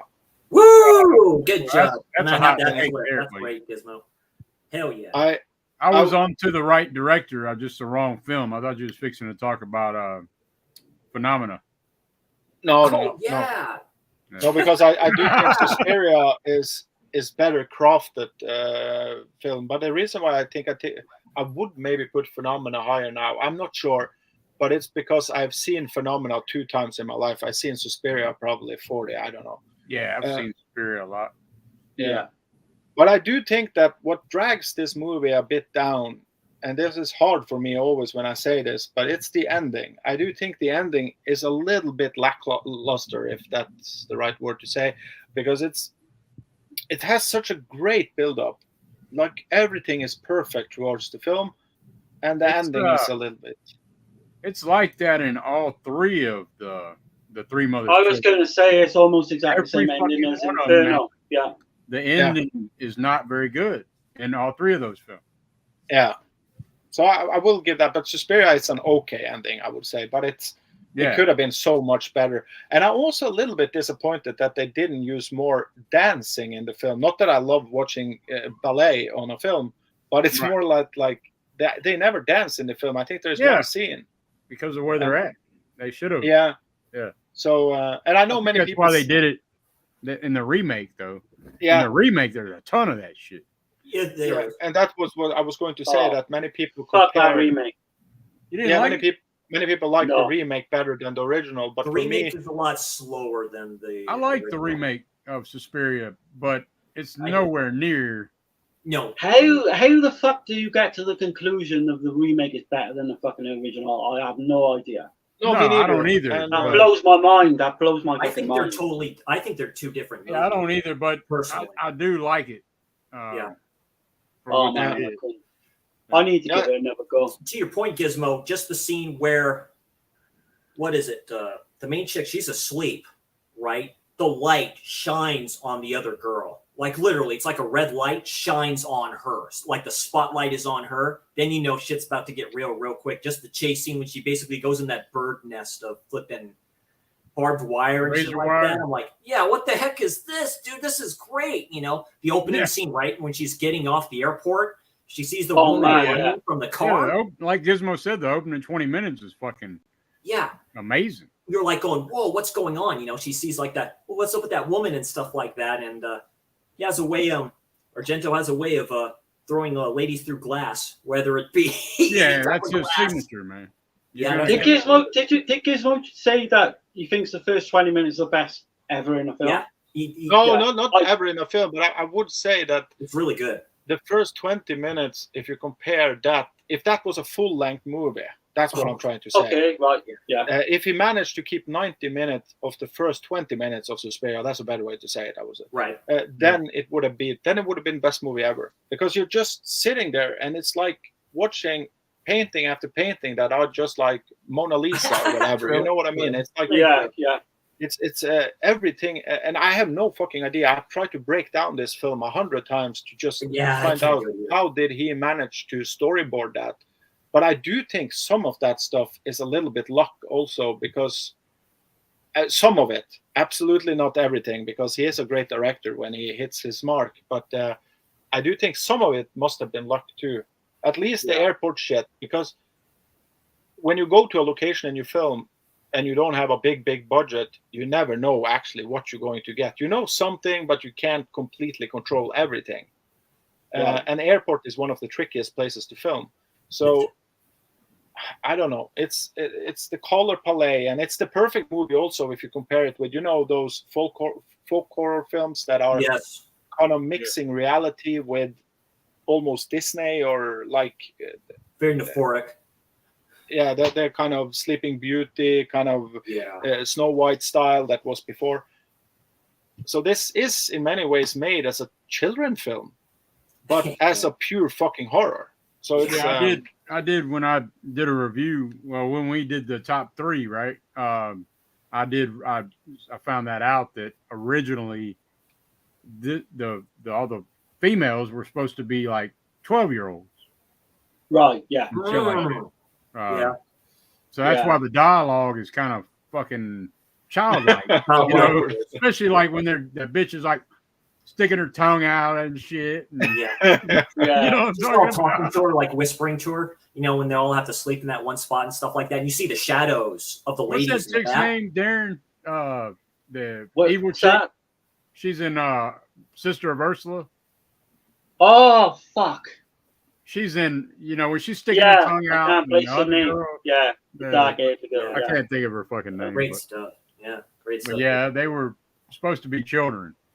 I think like John Carpenter said about this film, he said the first 20 minutes, or when she comes out the airport, gets in the taxi, and it's raining, and he said, it's fucking got you on the edge of your seat. You're fucking scared as fuck, and you don't know why. Yeah. That's like, how Argento gets you. It's like, when I look back on that, it's almost like the scene in Mulholland Drive where you see what's her name get off like at the airport with the 2 people, and you see the look on her face. So like first time being in that area and stuff like that, you're like, whoa. I mean, you know, kind of see the opening expression. Fish out of water. Yeah, fish out of water type of thing. Like, where the heck am I? Yeah. And it actually opens just in the same way many Giallos open in. Like you have this female going to a distant country. American too, yeah. And you don't really know what she's going to do, but you know this is going to be somebody's going to get killed, and she's going to try to figure out what the fuck is going on. Not the detective, not some special person. It's just this random fucking lady. But it's just like you said, from the opening, it's kind of going into a nightmare. and the nightmare just gets more and more messy worse. and more creepy towards the end. And the ending has like a peak that is perfect, but then the movie ends, and then it's a little bit lackluster, I think it's called. But yeah. Thing is she happy or is she insane when you see her in that last shot leave the building? It's like, I'm like, yeah, that's great. Then the goblin just starts and you're set. Good pick, Gizmo. This is definitely my favorite film of all time. Yeah, Stereo. Yeah, but without My favorite Italian horror film. It can sort of change a little bit with The Exorcist, and I love The Shining, Evil Dead, but this is remains my number one. Most of the time, anyway.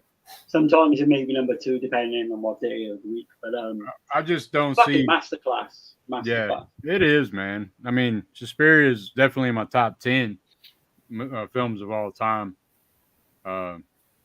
But The Shining, I don't think The Shining will ever be moved from my number one. Right. Yeah, that's just me, though. I mean, yeah. Cool pick, Gizmo. Okay. Yeah, man. You can't go wrong. It will not be fun to do a top 5 Kubrick movie with Dirk. You know, who's on top, no matter what. Yeah. The Shining don't move.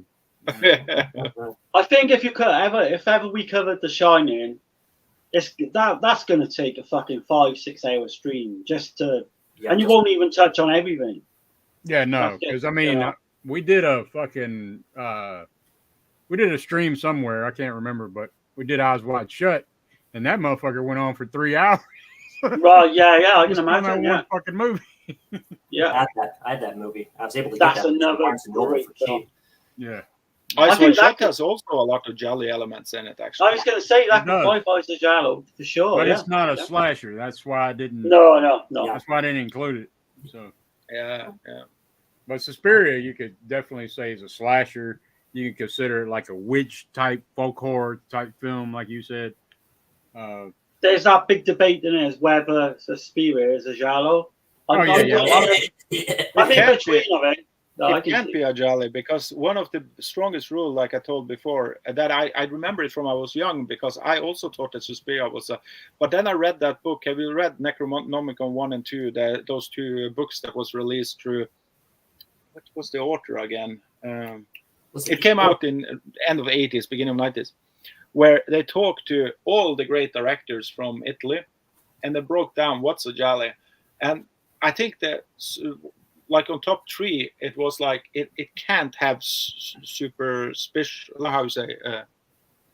Right, there's a rule. I know what you're talking about, Gizmo. Yeah, it can't have. It can't be anything super special. Is that word? Or superstitious. Yeah. Was Alan Jones the author? Yeah, maybe that's him. I need to look it up. I have it in my storage. The Necronomicon was created by H.P. Lovecraft. I know what you mean. Like that's the film you're talking about. Ernesto Gastaldi talked about the rules of a Giallo. Yeah. Like you have to see the fucking killer at least 50% of the film. Right. You know, there's a lot of rules. I can't think of them all, but that's one of the main ones. You got to see. Very cool. Yeah. Good. There's a lot. I class anything as a fucking Giallo though. If you've got black gloves or black glove killer, point of view shots or anything like that. Yep. Fucking knife. Got to have the multiple twists and. Right. Yeah. And it's you gotta have enough clues that to make it where the people can actually figure it out. Because there's a lot of films that don't do that shit. Exactly. I always say a Giallo is like a sleazy murder mystery. That's the way I would define it. I'm not one that will actually think, you got to come from Italy, because I do like a lot of Spanish ones, and even like the American ones, British ones. I've seen them all. But I'm kind of open-minded on that, though. But I can see why people, they think it should be in Italy, and that's, that's right as well for them, Yeah, but the problem I think often is that you compare sexploitation films. Also, I do it myself with giallos, and sexploitation films are so broad genre, so you go into porn as well, So Yeah. it's kind of tricky. But I always looked at a Giallo of a Derek or Poirot story with sleazy elements to it, but also set in a slasher universe nowadays. So it's kind of it's the detective thing. But the problem is also that in most of those Giallos, there isn't much of detective shit in the films, So Right. it's more or And less then there's just a line between the Polizioteschi films with the Giallo. yeah. So you got to, there's always these lines. So it's There's quite a few crossover. You've got What Have You Done to Your Daughters? That's kind of a crossover crime film. Red Rings of Fear. Yeah, exactly. First time, was that the first movie you saw the killer with was it a bike helmet on? Was What Have You Done to Your Daughters? Kind of like kind of like what Lindsay did with Lindsay took Nightmare that Beach. shit for Nightmare Beach. Yeah. All I right. think Suspicious Death of a Minor as well will come into that category where you could I call don't it really care for that one film. a whole lot. It's not great. It's definitely down the pecking order for Martino film. That's a but Polizioteschi. I kind of dig it. Yeah, that's the guy Claudio Castanelli and plays the detective in that. That's right. He got killed by the helicopter in the crash. Right, Yeah. He died. I was asking you, Darren, earlier about the movie you hold up, the 10 to Midnight. I saw it. And I bought it through. Who released it? Was it 88 Films? It was, Yeah. Is that the movie where the killer is running naked in the streets in the ending? Yeah. That's Nice. a crazy It's the guy obviously played in Cruising.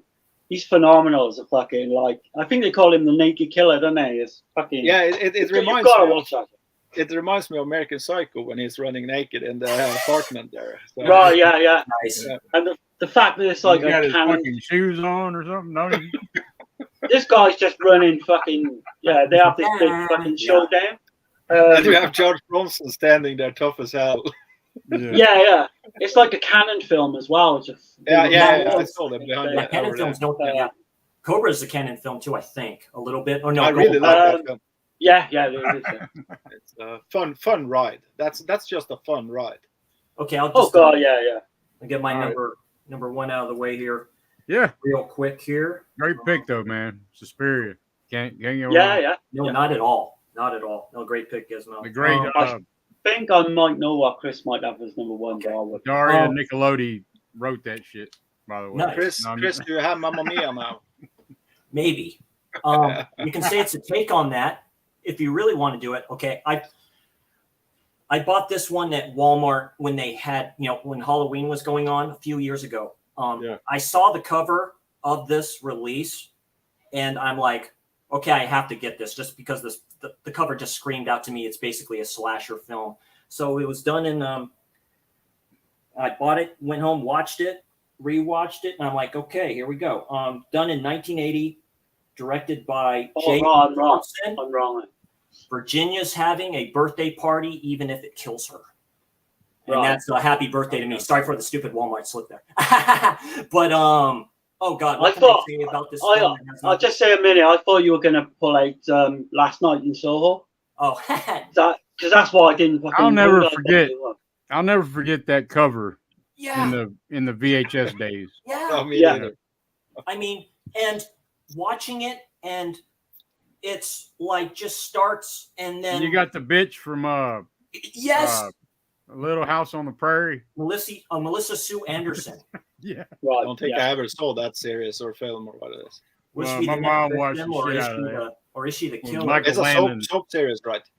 No, it was a TV show. Yeah, but like I said, you have this scene right here, which starts out really as a dinner that you're like going, and you kind of know from this cover it's going to happen, specifically with this dude right here. You have the dude, I think he's working out and stuff like that, and all this stuff is going on. You see these people, these are all friends, all like high school friends and stuff like that. He's having this birthday. There's a scene, I think, with a psychiatrist, I think, or something like that. The dude's in the house. It's all dark, trying to find her. What's going on? You don't know what's going on. It's a whodunit type of movie. I love it to death, specifically the ending. Again, with movies like this, it's all about the payoff at the end. This one has a payoff at the end where you figure out, okay, reminds me of Sisters with Mark Kidder, a little bit.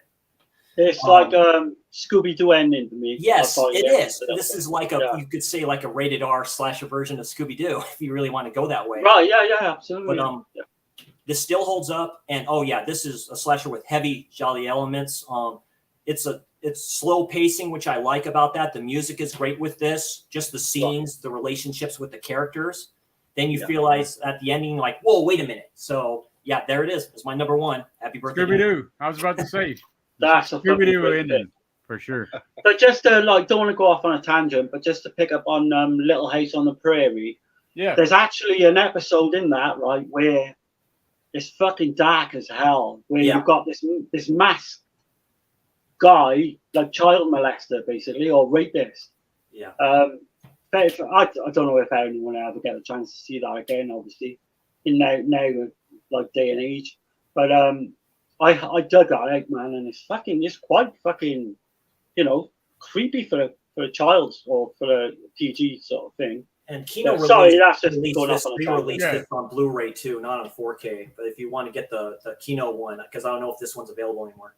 There's an indicator release as well, which is I got the Kino, but amazing. The Kino is really not a Kino. It's it's not bad like regular kind of slip you can say for that. I kind of like that one too.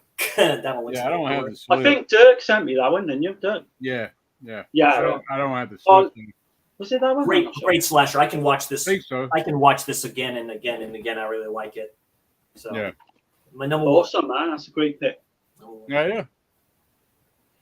All right, man. Well, I guess we're down to the nut cut. Like what happened to my cat a couple days ago. Spade. But yeah. So this is gonna be Mario Bava's most violent film that he ever made, and that is Witch of the Death Nerve, aka A Bay of Blood. Damn it. 1971, arguably the first slasher. Arguably. Where Friday the 13th came from. Because you could say Blood Feast from 1963. Or you could say what Darren brought up, the spiral staircase, Yeah. But this right here is like got the formula of the camp slasher. Shit going on with the kids in the damn house. That's a great cover to that. Damn. Yeah, it is. It's a great movie, man, by the way. And it's got many twists, the way it fucking opens and shit. Sean Cunningham admitted that he stole some shit from this for Friday the 13th, 1 and part 2.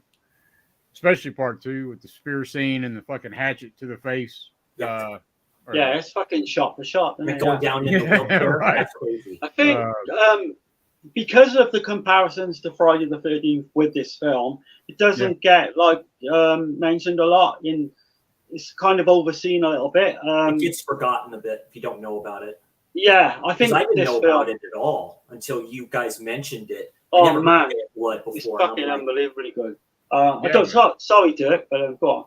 No, you're all right. It's got the big time Giallo elements in here, though. I mean, with the many twists, the many red herrings, you don't know who the fuck the killer is. Yeah, who done it? Then I don't want to ruin it for anyone that hadn't seen it. It's got a great ending, in my opinion. I love it. I love that ending. It's about the payoff. Love it. Every frame, though, in this movie, every frame period from Mario Bava from a film looks like a fucking painting to me, in my opinion. But that's just me. That's true master of the craft.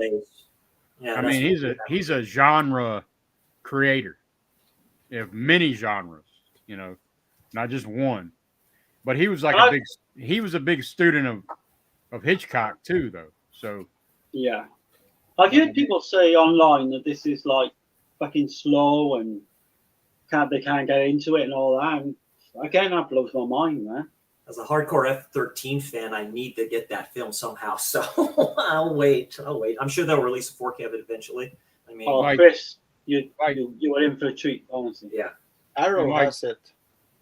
Like Black Christmas though, like you can tell like Black Christmas took from the telephone.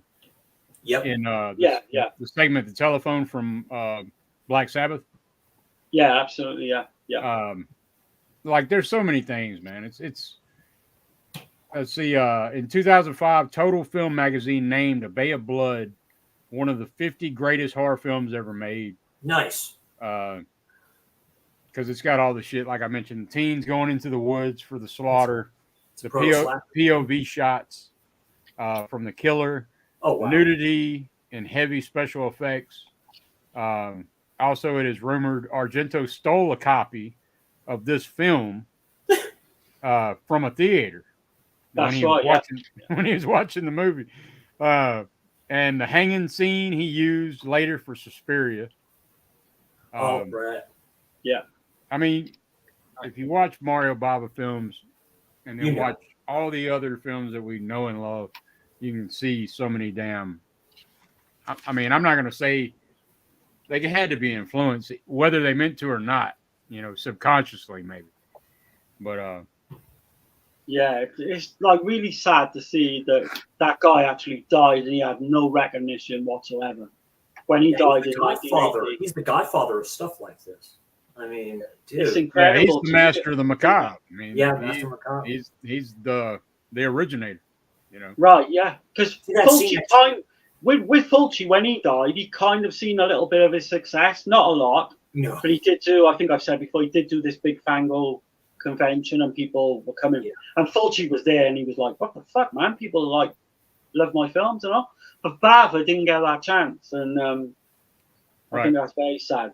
It's like with that series they did or that movie they did on, I saw on Tubi talking to Diodato, and he's like, I get invited to this horror convention and stuff like that. He goes, but I'm not a horror director. And he says, I didn't see myself as a horror director. Nice. Yeah, that's a great release right there. Fucking, Arrow, yeah. Because this don't have shit. Right. A lot of the early Pinos didn't have that. A lot of stuff on them. But it's still I don't think there's a lot of extras on the Arrow one, man. From what I remember. It's not? Okay. I don't think so. Gizmo has a look. But I'm always going to highly praise our Mario Bava. I consider he's probably my favorite Italian director. Right, yeah. I remember the first time I saw Blood Black Lace, and I'm like, this movie is ahead of its time, and it's a masterpiece of a film. And it looks beautiful in HD. It looks gorgeous. Just the opening scene, they look like they're mannequins, right where they introduce them. Yeah. That's what I always liked about that film style. I love that. So he was so far ahead. Yeah, there's Herschel Gordon Lewis, 1963. That's the first, definitely the first splatter film. Nice release.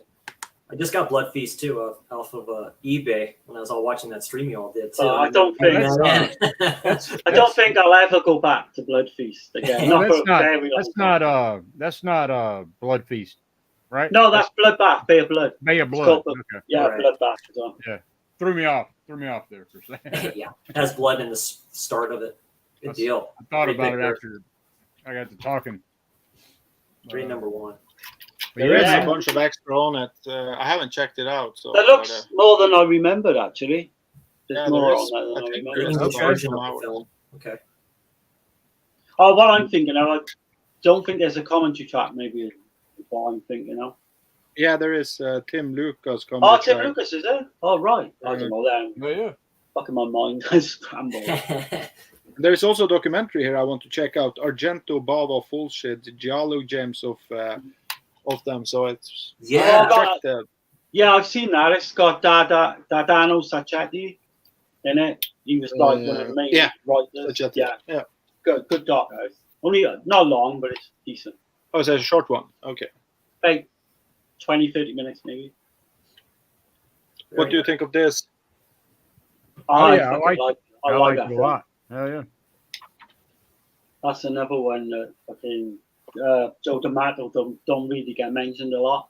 Yeah, I know, but he often get mentioned when they talk crap about his films, but that's because they choose the films that are more like when he tried to make American kind of genre stuff. Right. Yeah, because Uncle Bill did a stream on Joe D'Amato, and I think he covered he did. I like it when he does that. Anthropophagus, Absurd, Beyond the Darkness, and Deep Blood, is it? Deep Blood? Yeah, the shark film he made. It's a piece of shit.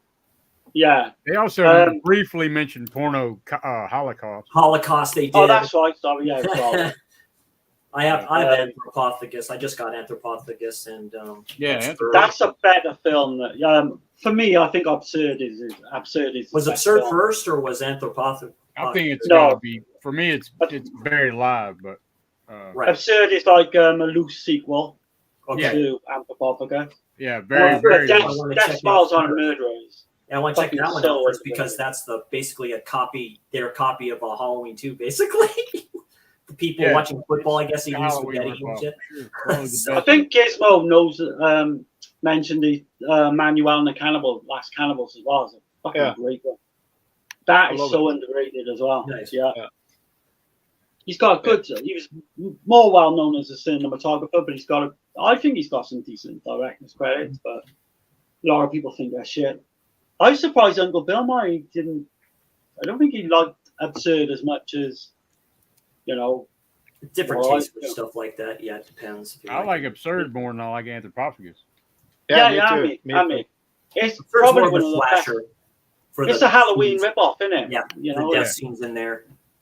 Because I've seen the scene like in the oven and stuff like that, and I'm like, oh, that's very Halloween-esque. Yeah, Anthropophagus is, like a lot of people say, is slow, but I like that, and it's kind of fucking. There's a sense of dread in that film as well, and obviously, George Eastman. Yeah, he's the shit. Man. He's the shit in that movie. But have you seen any of his 100 titles that he made after 1995? No. No, thank you. Not that I can think of. Every one of them is shot on video, and it's like, I haven't seen any of them, me neither. So I don't like the SOV shit too much. So. But y'all want to talk about some honorables? Yeah, of course. Yeah, absolutely, yeah. Okay. I only got 2 that I'm gonna mention, but do you want me to go first, or? Yeah, I got quite a few I can rattle off. This will be quick. Right. First up, Visiting Hours. Oh yeah, I had that part of a double set from a Scream Factory. Yeah, Michael Ironside. Yeah, I think he's fucking one of the best serial killers. One of the best slasher villains going in this film. I can remember, funny enough, I remember the trailer to this when I was a kid, back in like 1981, and you've got the light, it lights up. The hospital lights up into a fucking skull. Yeah, I was like thinking, shit. And I think this is underrated. I don't think this gets too either. But because isn't the character that's in there? Isn't she raped and she gets raped again, or doesn't the dude come back and try basically finish the job? yeah. I don't know about rape. I know she's definitely attacked. But yeah, that's a good one. This one I'm surprised didn't come up on anyone's list. And it's a fucking masterpiece. Like I just didn't thought anyone would have had this. Dress to Kill. Yeah. I figured somebody was gonna pull that, so I didn't pull it. Yeah, that mean. Yeah. It's more Giallo than it is a slasher to me. But it's really good film. Yeah. It's one of my favorite De Palma films. Yeah. The opening razor slash in the lift is just phenomenal. For me, probably a perfect film, that one. Michael Caine at his finest. Yep. This is another one that didn't get mentioned. Me and Dirk spoke about it on the podcast. I think Dirk was on for this, I'm not sure. Alice, Sweet Alice. Oh, yeah. We went over that one not long ago. Yeah. That's very good. Yeah, Yeah, I'm surprised that didn't get pulled either. Yeah. Yeah, I was thinking about that film. Yeah, it's kind of like some of the heavy hitters, in my opinion. Yeah. The killer in a yellow raincoat with a mask and a fucking knife, man. Great film. Brooke Shields' first movie. Well, yeah. He's only in it for like how many minutes? Yeah. It's I don't know. Like a lot of people don't talk about it as well. I don't. No, it's The starting to get a actress- little bit of recognition, but The Yeah, I actress that love- played I her love Alice sister. Dow. That was the only film I think she ever did. I like that other The actress cover that played though. her sister, better. you know, the twin The sister or whatever. Like that. I think that was the original only poster film she ever did. oh right, yeah. I don't know. Like- I got the original quad poster and the one sheet with Holy Communion. Yeah. But I'm a massive mark for this film. But happy birthday to me, obviously. Chris mentioned. Get that Oh, yeah. in. I thought it would come out. Very nice. Has anyone seen? I would imagine you have a film called Schizoid. with Clay Oh, yeah. Schizoid? I got that. Yeah. Oh, and there's the X-ray one.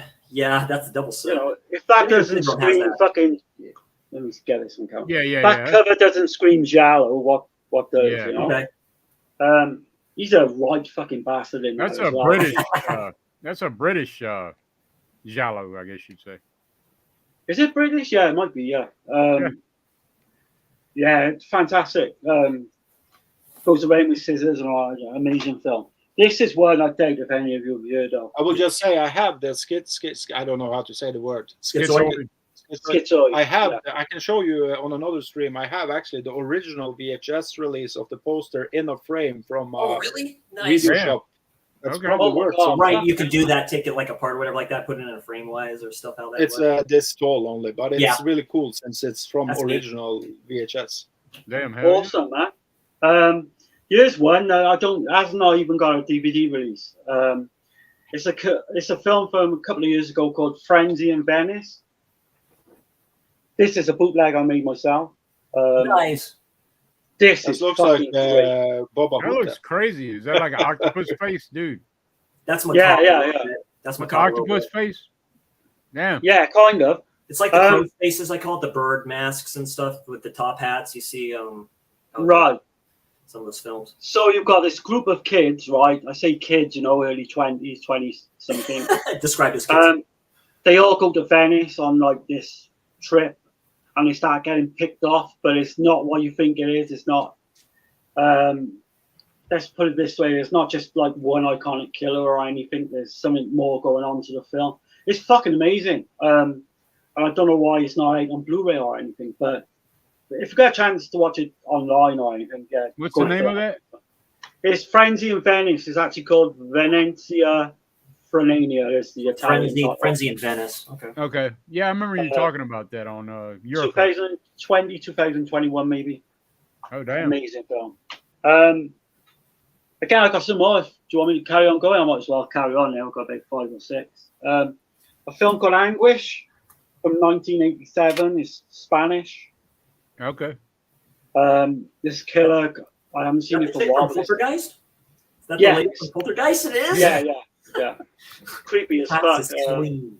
I know she creeped everybody out back in the day. I think she plays a mom or something. Or there's this guy going around killing, fucking scooping like eyeballs out. Oh, yeah, shit. There's a scene like in a cinema, or there's quite a few shots in a cinema and that. Very underrated. Again, I'm not sure. I don't think it's got Blu-ray.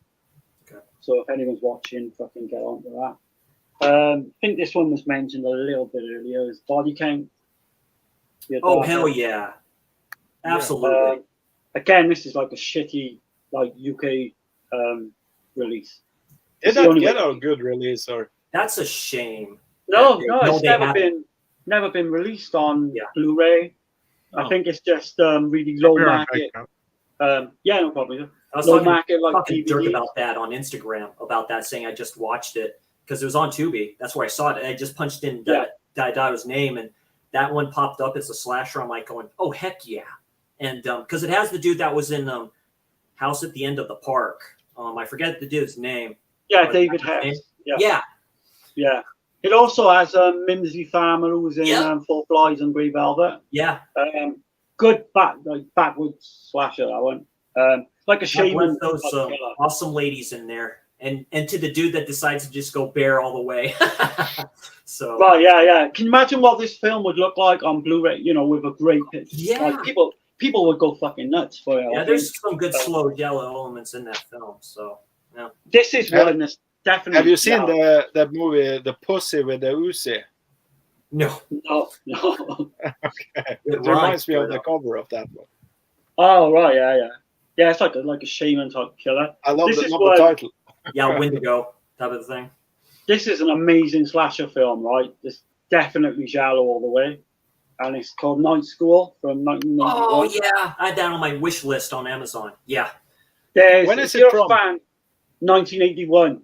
it's Warner Brothers. Yeah, It was shot in Boston. It's got the girl from Thornbirds in it. yeah. There's like a motorcycle killer with a black helmet, exactly like What Have You Done to Your Daughters? And Yeah. what's the Lenzi film he did? Nightmare Beach as well. Yeah. I think there's a small picture on the back.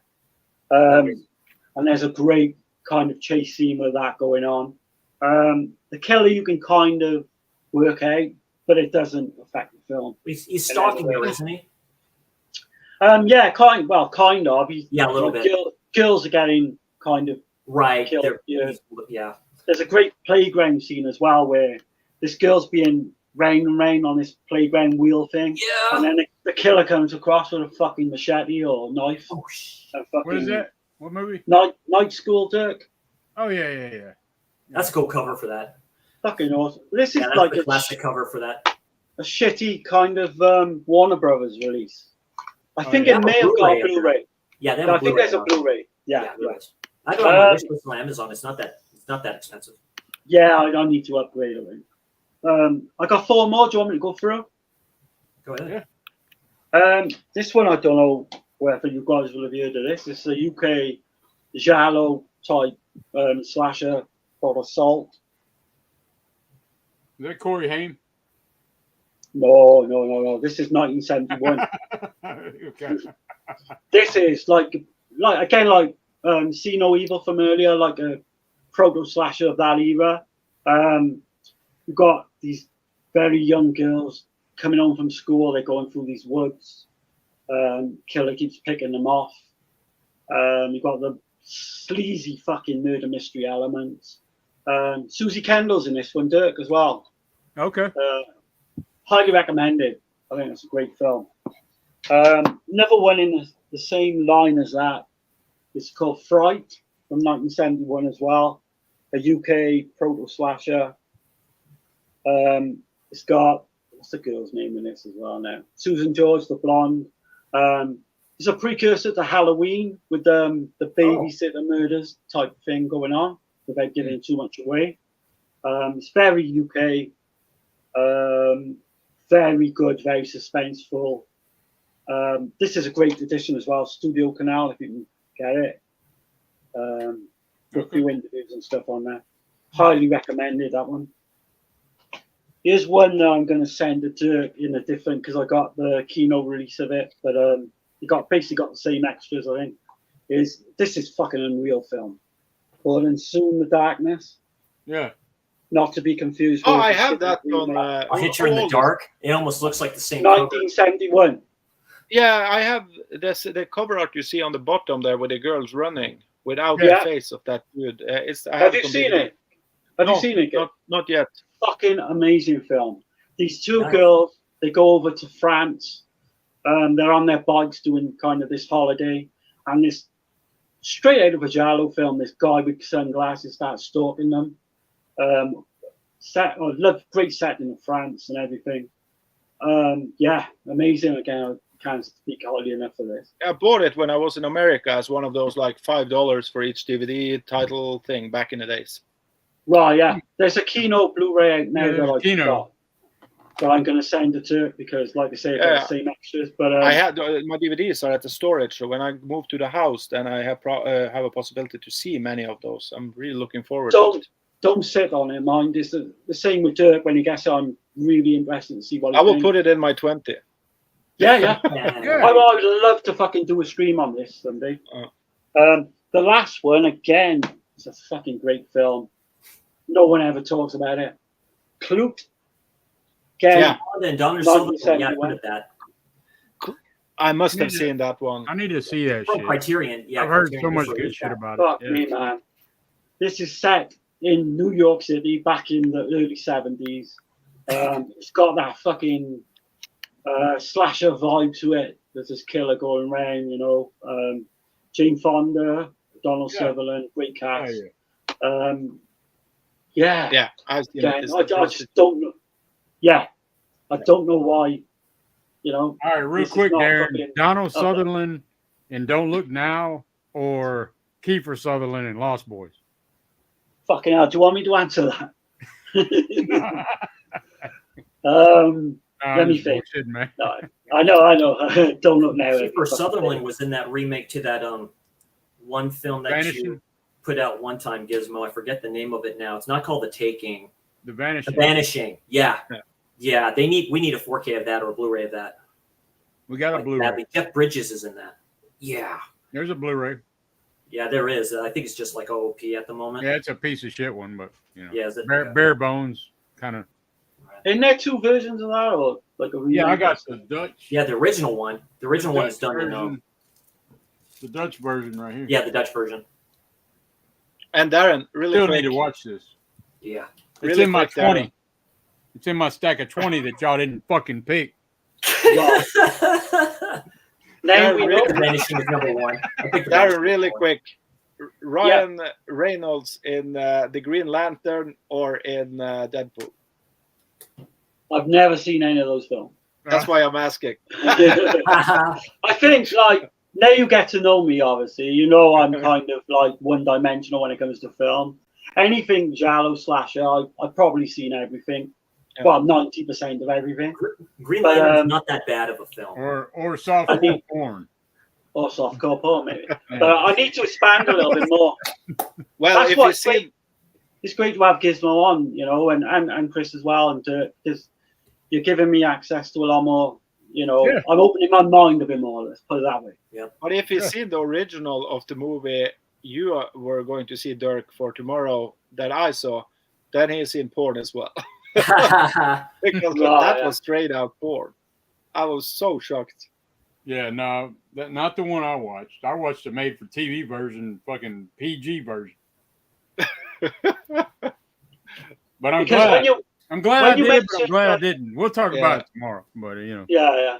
When you mentioned Deadpool, then the only Deadpool I fucking know and like is the one from like the 80s, 1988 with Clint Eastwood. Clint Eastwood, yeah.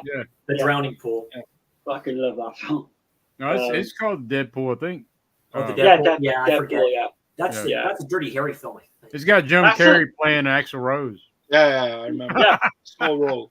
That's another one. If you look at it, it's got slasher elements in it for sure. Like, Play Misty for me has slasher elements in it. Oh yeah. oh, you fucking hell, man! That was That's that a was one of the directorial best. movie. What Yeah. what recommends do you got, Gizmo? I don't have.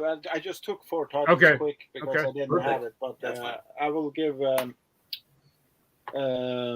one. Probably all of you have seen. These are not favorites, but I like them a lot. But one is Santa Sangre. Oh yeah. Oh, I I need to get did. that I hear released. great things about I think this is the 3rd best film of Alessandro Jodorowsky, but this is the one that comes I think that's closest. his best, but I've only seen that one. Okay. I think Fando and Liz is best, and then I think The Holy Mountain, and then Santa Sangre and El Topo I also like, but I find it a little bit slow. El Topo. Yeah. Yeah. But Santa Sangre is the only one he made before 1990, I believe, that has kind of a story to a progression for the characters to go through. The rest of them are more kind of trance, acid kind of movies. Is it like The Wicker Man? A No. little bit of a No, film, Santa no, Sangre? no. No? Okay. It just looked No. that way when I saw the trailer for it, like it's a cultist type of a thing. It, You know, the way they're showing it. not very much. Really? I mean, Okay. it's a good one though, man. I He's- mean, if he- you like weird shit, you'll like it. You I know. do. He's an artist, Right. so he does kind of. Okay. Yeah, he's the best actually of using colors on films. I would say he's the best ever. He's I think Steve loves that film. I do too, man. I'm a big fan. Yeah, of yeah. it. Yeah. I've always been like intrigued with it, obviously, but now you've mentioned it and Dirk as well. yeah, you I'm should like, absolutely check it out. I think you Yeah, will love it Severin- since you. That Severin release is killer, man. Okay. Yeah. Awesome. But the Arrow release also with the box set. This movie doesn't include there, but you also get all of his other films from the prime time Ah. through this box. Okay. And this one, Basic Instincts. Yeah. Oh, I love that Yes. film, Yeah, I didn't have I don't have the 4K. Hell yeah. I That's just a great watched that movie. on Yeah. Tubi's service and stuff That's like Paul that. That was great in Verhoeven, HD. I mean, Great. Yeah, it had to be part of my list. yeah. But also, I think this is probably the most sexy movie ever made. Like a movie I really think is sexy. Oh, it I- is. I agree. I think it hits both for the women and the male. The ice pick scene is disturbing though as hell. And that That scene character, is the fucking character amazing, Sharon Stone plays, she is just no nonsense. Fucking, you know, she's hardcore. Yeah, I've she's a said it psychopath, before. I would say. Yeah. She's a complete psychopath. She's a sociopath. But I love that character. I don't know. Yeah, me too. Me too. And Like, for a also lot the of other- time. Go on, Chris. No, I was just saying. Also, the other woman, Triplehorn, or what's her name, Jean Triplehorn or something. Yeah. The scene with her and Michael Douglas when they fuck. It's actually when you watch it nowadays, or it was always, but when you got grown up, when you got grown and you see it, it's actually a pure out rape scene. It is. It is. Right. And, Yeah. and I never saw that when I was young, because I saw something sexual happen on screen. But it It's was like this. it wasn't considered rape back then, you know. No. But everyone remembers that film for that scene where she's opening her legs, and the film is so the much opening more than scene that. that's disturbing. Yeah. Opening literally, scene is he's what on I top remember there and the you most. just see though. the ice pick just come up like that. Oh I- man, yeah, That's iconic. That's the one I remember the most. Yeah. that could be straight out of like a fucking 80s That's a slasher. fucking Giallo. Yeah, straight up. It is. definitely, Straight out of definitely. It's murder But it mystery. starts- whodunit. It starts in the same way it ends. That's also something I Yeah. really love about it. Right, yeah. Combined And it, this that's for one, sure. I talked about it before. It's a German pure out Giallo, but Yeah. Giallo though. Mask. That shit looks sick. That It's cover not- is it- fucking awesome. Yeah. Yeah, it's and it I would is get a that good film. tattooed on me. I'd get that I, on my um, back. I would get a On the back back? piece of that. Down the back. I've actually It's, been Gizmo, has that got English subtitles on? I So I believe looked so. into that. There's one on Amazon they're selling, but I wasn't entirely sure it's Yeah, got English it's in stuff. English subtitles. I have seen this also, so I should know. But I saw it also on cinema the first time I saw it in Netherlands when called I was at Masks. the film festival. Masks. Masks, yeah. I've heard nothing but good things about it. And Like there's people also say. great score on this one. The music is really good, but it's a copy of Italian Giallo. So it's when I saw it the first time, I was a little bit like, "Fuck, Right. I can't praise this," because it's like they are copying everything. Right. But nowadays, like every movie I see is a copy of something. Like they never make anything new. So now I started to appreciate this more. yeah, it's copies weird. of films. Yeah. And this one is probably far away from a Giallo, but it's kind of has some elements in it, and it's a movie that's close to my heart. You probably hate it, but I liked it since I was a child. Oh, Brain Oh, Scan. brain scan? Yeah, Edward Yeah. Furlong. Yeah, I've heard I it's really quite like good. it, and the music in it is fucking amazing. And I like Franklin Giallo. He's a great actor. So. Absolutely. And this is a B movie from America that Yeah, it is. that probably 90% of people out there will say is shit. But I liked it since I was probably 12 or something when it was released. Right. Yeah, it's from 1994, so I was actually 12. I've had that in my cat to buy a few times and always passed on it, but I need to. Have you seen it, or? No. I've always been intrigued by it. It has a different kind of plot that I haven't seen been used before, and it's way before its time. Also, when you think about it nowadays, because it goes into virtual reality and a totally different kind of aspect. And it's from 1994. There wasn't much of virtual reality back then. Right. Right, yeah. You have seen it, Dirk, or What is that? Brain Scan? Yeah. It's been a Yeah. long time. Been a long time. Okay, but you had seen it, Chris. Yeah, I've seen it. Oh yeah. Okay. I'll go through these real quick. I have a little stack here. I'm shocked this wasn't put in my top 5. I was really struggling with it. Quite simply, we dared you to say his name 5 times. That's Candyman. Man, my favorite Yeah. slasher. Based off the novella by the great Clive Barker, The Forbidden. That's the original name of that short story for him.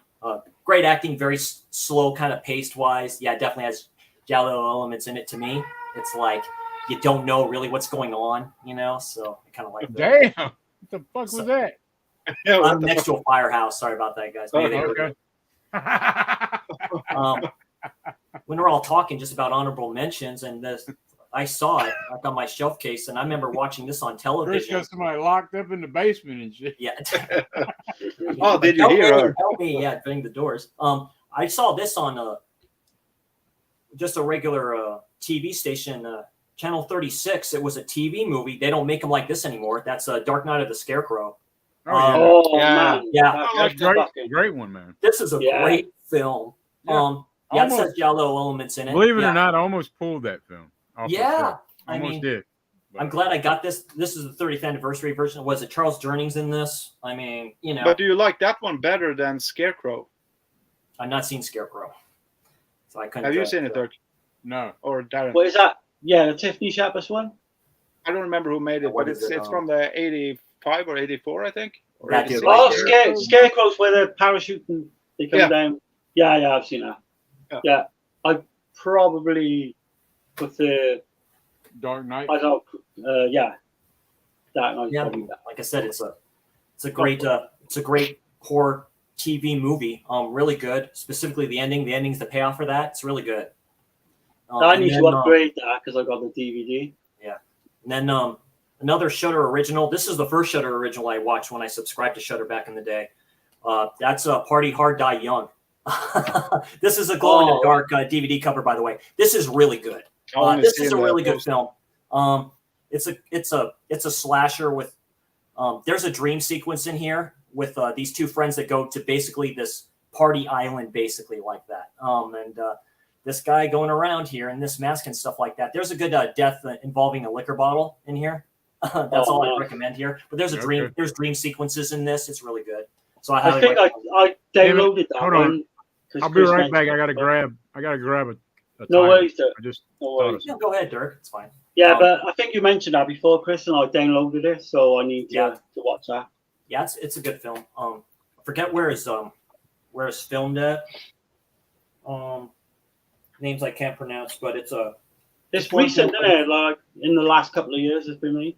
released in the last couple of years. 2018. Right. Okay. It was a slasher, so I checked that. And then of course Gizmo already mentioned this masterpiece. Of course, that's New York Ripper. So what else can be said that has been said about that? This one I had like issues with of thinking I was going to do it because it's a heavy hitter.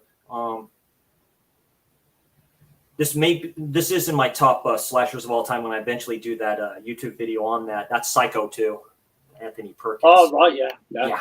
The whodunit type of thing. You don't know who the killer is. You really don't. At the start, that's what I like about it. It's like basically Anthony Perkins' great character as Norman Bates. Is he going insane? It's like, what's going on? I don't know. He gets the phone calls and stuff like that too. It's like, what else? Again, was it? Don't fucking shit on me, but I actually prefer that to the original. Don't get me wrong. I think the original's great. Yeah, a lot of sequels I prefer slasher sequels. Quite a few slasher sequels I prefer to the originals. I mean, it's like Psycho 2 made in what was it? In the 1980s, 1983 maybe. That had no fucking right to be as good as what it was. I understand what you're saying, but for me, it's always like I'm not saying that you're wrong at all. Don't misunderstand this, but I'm saying that if I compare Jaws 2 to Jaws 1, I still enjoy Jaws 2 more. Just like I say, awesome film. Specifically, with the chicken here, trying to comfort him and all this other stuff too. It's like going, what's going on there? So I always like that. The two of them fucking hated each other on set. Yeah, they did. Perkins and is it Meg Tilly? No, Janet Leigh. Oh, you're on about the original. That's what was cool about that because she reprised her role as the sister, I think, of the one that was taken out or something like that in the shower. I think it was, or something was going on. It's been a while. Oh yeah, I know. I can't think of a name. I know the one. Dennis Franz is in this one too. With the fucking scene where they get a shovel over her head. Yeah, ding. Yeah. That's fucking greatest amazing. scene of all time. Since Darren mentioned cruising and stuff like that, and I showed this off before, that's Knife Plus Heart. I can't really about this. You have to watch it to understand it. But this is a French Giallo film. It's quite modern. It came out in Isn't that the one with like the how you say it without offending anyone? Gay stuff. Yeah, it's LBGT. Yeah. It's a killer going around. It's basically it's based in the 70s. The main actress in here is like a gay porn director, and her people, actors and actresses that are part of this start getting killed off. There's a death scene here with a certain sex toy that is quite disturbing. So a lot of good kill. And it's very euphoric, very Giallo-like. There's a scene where they're all having a picnic and stuff just seems to change up and stuff like that. Very good music for this too. So yeah, that was a. There's Vanessa Paradis stars in it. She was she's a famous French actress. I saw that on a double feature with Jack the Saint Stripper in Holland. Okay, yeah, it's also a new film. That's a good film. And then, it's a gay jelly film. Yeah, and then last but not least, so very fucking weird film. Last but not least, I'm surprised it wasn't pulled. Like a 4K of this. Blue Underground released it. That's The Prowler. Okay. That scene in particular in the pool and stuff like that too. And then of course in your opening jerk and stuff like that. That's one of the coolest death scenes of all time. Just with the slow in there, you see his eyes. That's pretty good for his eyes to turn white like that. Yeah, and they just all stay like that, the way they're all posed up like that and stuff like that. And it's a slow type of slasher. Joseph Zito directed this. I mean, and it's a good. What's his name? Tom Savini, part of this too. So yeah, great stuff. And that's another one I guess totally shit on. Like people only recognize that for Tom Savini's effect. Tom Savini is in this one also. Michael. This is a great transfer too from Blue Underground. This is the best 2K transfer I've ever seen. This is really good to where it's almost comical because there's a scene where the lady's walking by the pool and you don't see what's in the pool and you don't know what's behind the bush. It's that clear. So that's really that good. So that's it. Oh, is that it? Yeah, that's it. Okay. Yeah. I'm just going to briefly throw up a few. So we talked about the bitch earlier. So we'll talk about the horror a little more. So and that's Jamie Lee Curtis and Terror Train, man. It's cool. Yeah. Definitely got some Giallo elements to this shit. David Copperfield. Yeah. There's fucking red herrings out the ass. But I mean, it's easily, I would say you can easily figure this one out. But one of the best, I would say, one of the best chase sequences of a slasher film. It's Halloween on a train, Yeah, that's a good way of putting it. But so then I got this one, man. High Tension. Oh man, that's a good one. And I'm a. What release is that, Dirk? Yeah, I'm gonna show this off a little bit. I ordered this. I was gonna say, I've only got the DVD. This is the Accent collection from Australia. It's a French film. Yeah, it's a French film. You can. Is that the only way to get that on Blu-ray? Well, look at here. Blu-ray of it. I have a Norwegian release. Yeah, Lionsgate released it. I have it. Yeah, it's a really fucking good film. Again, everyone shits on it because of the ending, but I love the ending. I love the ending. Why doesn't they like the ending? I don't know. People just don't like the ending. They think it's unrealistic and all that. I love the ending. I loved it, yeah. Category what's the ending again that's unrealistic? I don't remember anything unrealistic. Yeah. Basically, I don't want to spoil it for people. Yeah. Second Sight will probably release a 4K of that. What's the best way of putting it without ruining it? This film bitch looks great, though. This is great. A great transfer Blu-ray.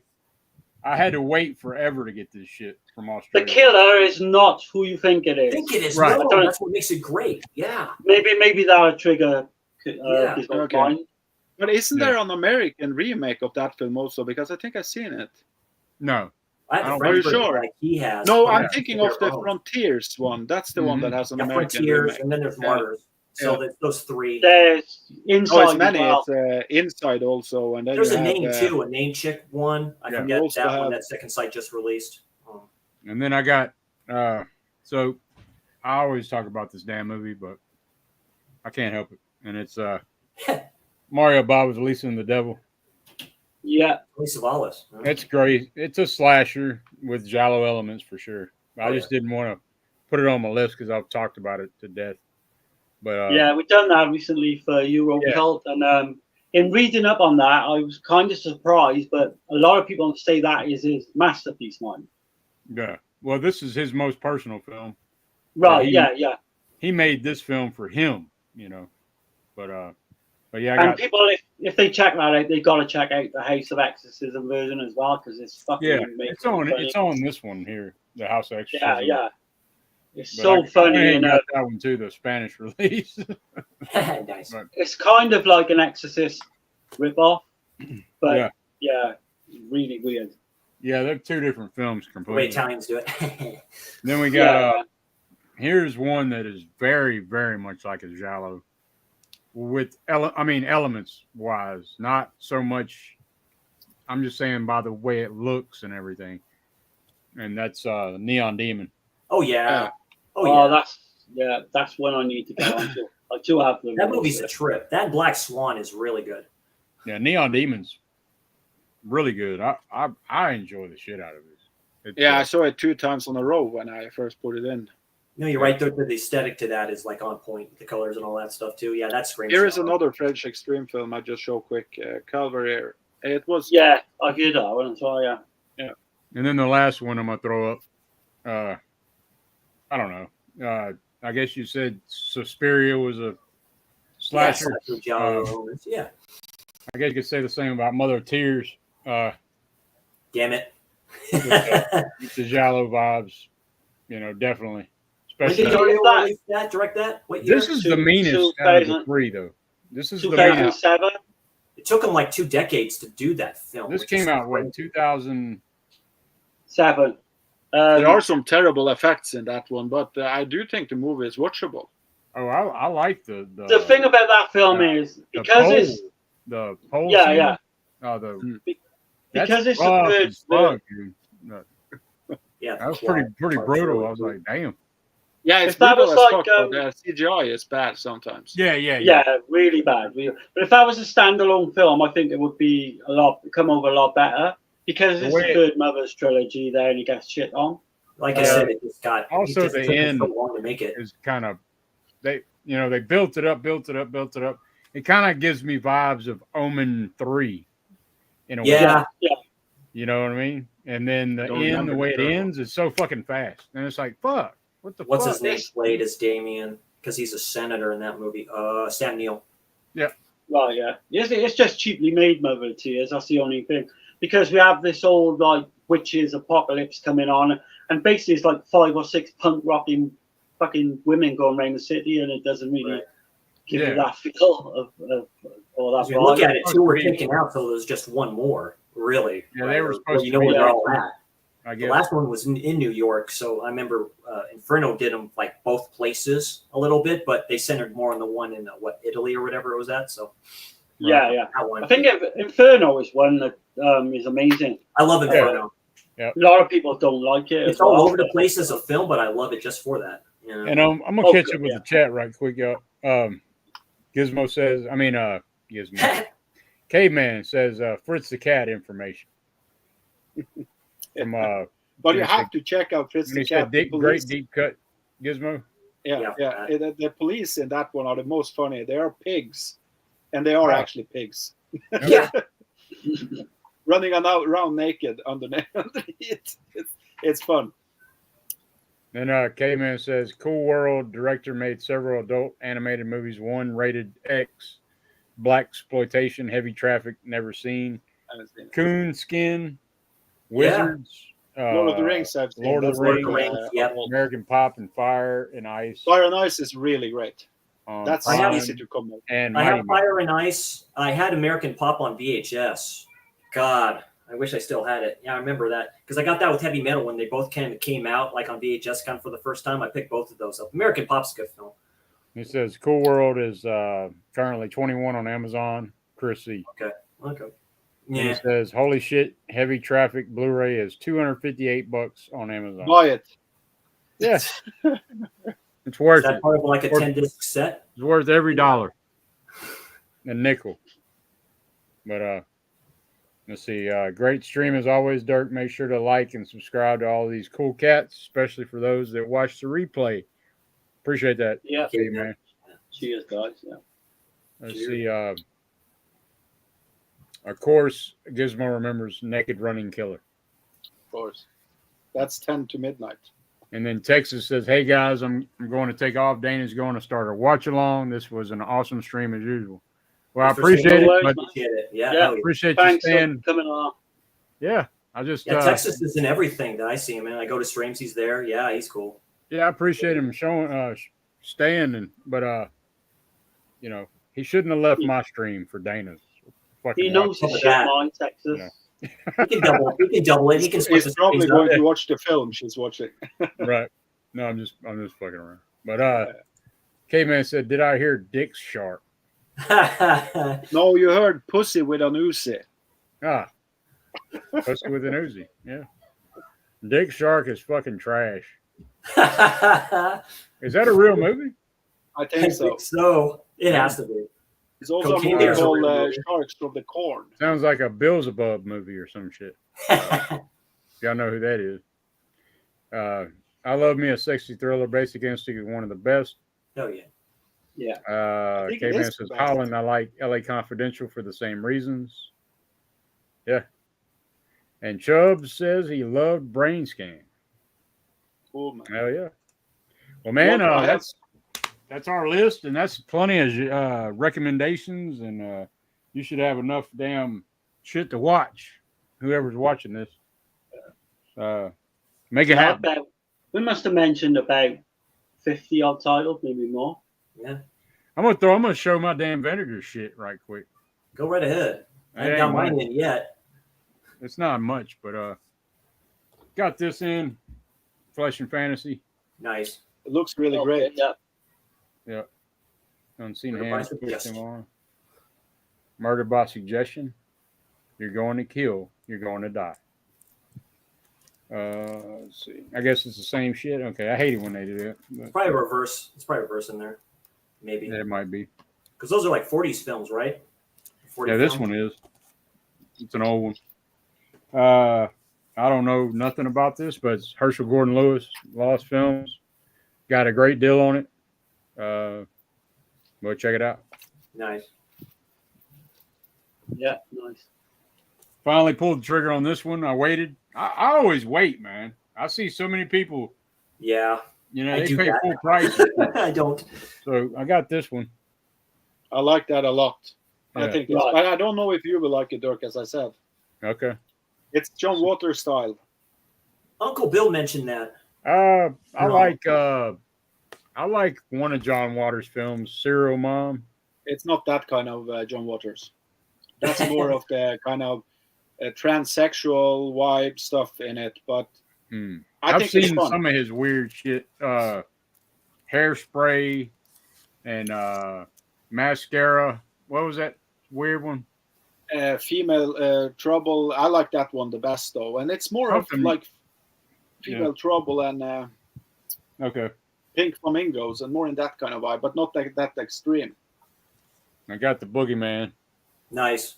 Oh, I got that coming this week. Yep. How is that movie, by the way?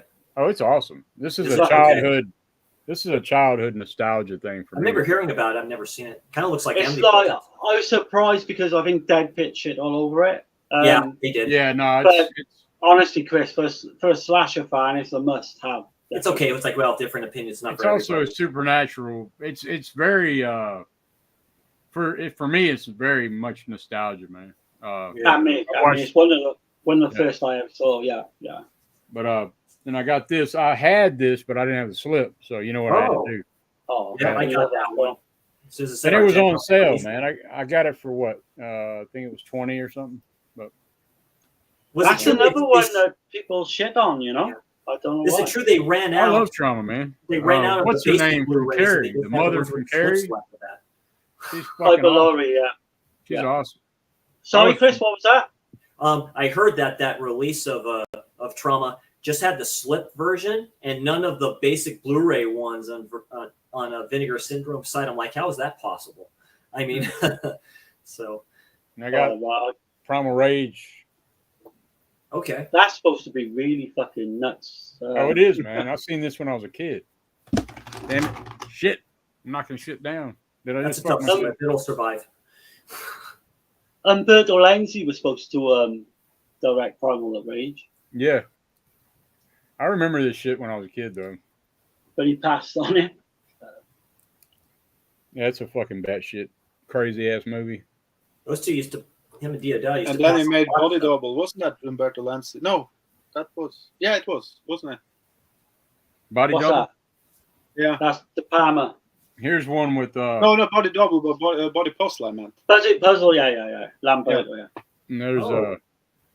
Devonsville Terror. That's got Donald Pleasance in it, Oh, okay. from what I understand. I got the old VHS that I've had for years. That's weird. These are alike. You notice that? Look at this. These are like, is this supposed to like make a picture or some shit? It almost kind of does. Like, Right. look at it. I'm gonna show you. Oh, Yeah. okay. It kind of does. That's neat. Good. That's fucking weird. I don't know if anybody knows about this shit. Let me know. Cool addition. Cool additions. Like What the hell's all that about? You know. And then the last one I got, I finally pulled the trigger, and it was only $32 for me. All you other assholes paid $50 fucking bucks or whatever the fuck. But not me. I got that. Nice. Yeah. That's probably the last ones that was left, Dirk. You got lucky. Yeah. During the sale, that sold out real quick. Yeah. That's man, I've seen this movie. I can't even tell you how many times I've seen this damn movie. I love it. Yeah, it's great. I've seen That's it so many times. pure exploitation. Fucking great. Yeah, It is, but man, I watched that with the whole family back in the day. me too. Crazy. The one-liners are great in that, dude. Yeah. I got it also for $32, just did? a half year before you. Oh yeah. Well, you got the subscription. I'm one of the losers. Yeah. That's the only Sweet. Yeah, It's man, that's fucking- all I got. Patrick Swayze's awesome in that role. Well, that ain't Yeah. all I got. I got a Dope. couple more to throw up right quick, Sure. unless y'all are getting tired of this shit. But I got Never the get tired of town. Got the town for like $10 Oh, with the sale. nice. Yeah, Uh, I love that From, film. Best Buy. It's all-star cast there too. I grabbed this one for my wife and my son because they liked it. So this is the uncut version of Megan. I have that one. Yeah. Oh, okay. That's It's not creepy bad. looking at that It's not- picture of it's her not like that. horrible. It's better than that Chucky remake. It was like so for me. And then I got Haven't all seen the it. Rocky Steel books for 20 a piece, man. These 4Ks, Oh, Best okay. Buy? Yeah. $20 on Best Buy. Nice. I don't know if it still is, but yeah. You got all these, Gizmo? No, I just have the box set with them. Okay. I had the movies, all of them, but not the steelbooks. Hate to say I've never bought Rocky in any physical form. Yep. I've seen the movies a ton of times, but never bought them in physical like disc form. But you or- get the Rocky versus Draco cut there, and it's really good. Is yeah, it? that's the first one I'm gonna watch because Yeah. this is the one that I watched the most when I was growing up. Me too. I think it was the fourth wise, just because it's. If he standard dies, music. he dies. He dies. Yeah. I must break you. Yeah. Whatever he hits, he destroys. I just got this one with all the films in it. With his wife at the time, Bridget Nielsen playing the wife of of Drago's Well, you probably character. saved some money going that route. I had to. They will cost like $50 each in Norway for the steelbooks. God. Yeah. Yeah, they were. I love 20. the fucking Burning Heart song in part 4. Burning Heart, yeah. With Yeah, fucking amazing. is They that do some- Survivors who has that as well? I think so. I'm not sure. Eye of the Tiger. That's 3. That's Yeah, but I'm picking the same band. If it's the No, it was no. Oh, because the same music was band, done yeah, by Stan Bush, who Yeah. did one of my favorite animated movies, the Transformers movie. I was reading the chat. What Holland said. He said, "Dirk, it is Beelzebub, and it's fucking trash." Yeah, man. He makes a bunch Beelzebub? of. Yeah, he makes some crazy fucking movies. He gave me a movie last year at Texas Frightmare called Dick NATO. And so I don't know. He's a better fucking than nut. Bad Boy Bubby though is the question. He's a nut, man. That dude's a nut. He stays fucking drunk when you see him. So is he a director? Or? Yeah, he makes these really trashy torture porn type movies. Like torture porn with sexploitation. Right. You know. Probably Dick Shark. Yeah. Caveman Movies and More says, for your information, Reform School Girls can be seen on Tubi. Yeah. Tubi's a good platform to see a lot of this stuff. Here's Anthony. Finally, Anthony brought his ass. Hey, Anthony. Hey, guys. What up, Chad? Let's see. What up, Holland and Caveman? And let's see. Everybody said hey and shit. Coming from a graphic designer perspective, the package design matches because they use the same layout to try to make a similar theme, so they look good next to each other. True. Okay. I can see that. Awesome. Those Rocky Steelbooks are banging. Yeah, man. For the price point. See, Anthony's the one who told me that price, $20 a piece. I was like, I'm jumping on that shit. But Anthony needs to stop buying Steelbooks so he can buy more movies so he can be part of our stream, because he doesn't have any unwatched films in his collection. Come on, Anthony. You need to buy more. Yeah. Stop using all your money on one title. Yeah, he did a good review on that one Blu-ray from Scream Factory. I forget the name of it right now. The Devil's Candy.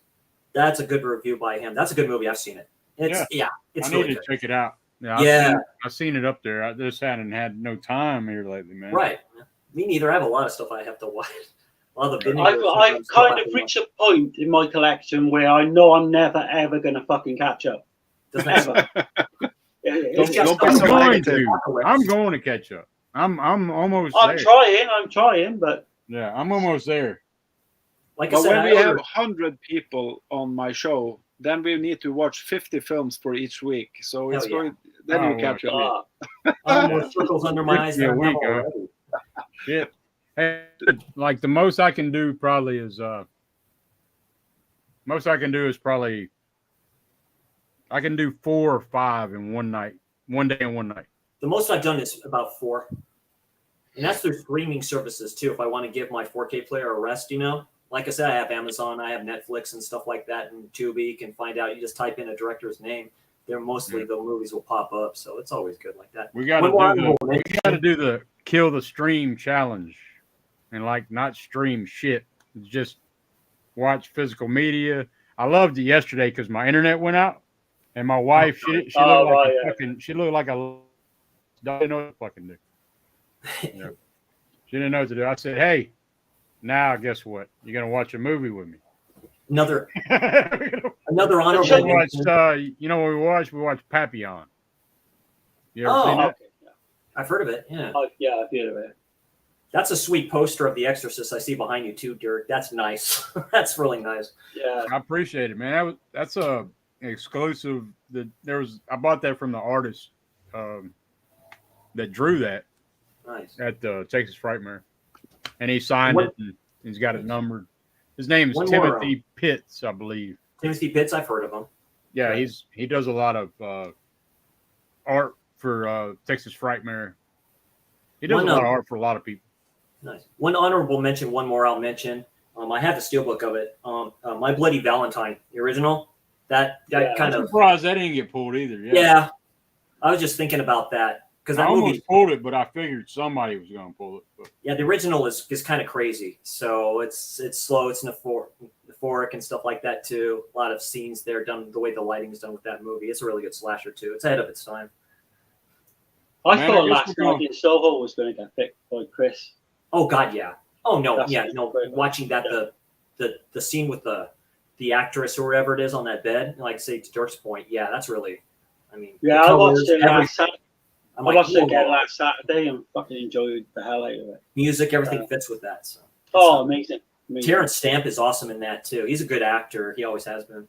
For me, it's probably one of the best films in the 2000s, like period. I don't know. That director has done some other pretty cool stuff too, so he's a good director. Yeah.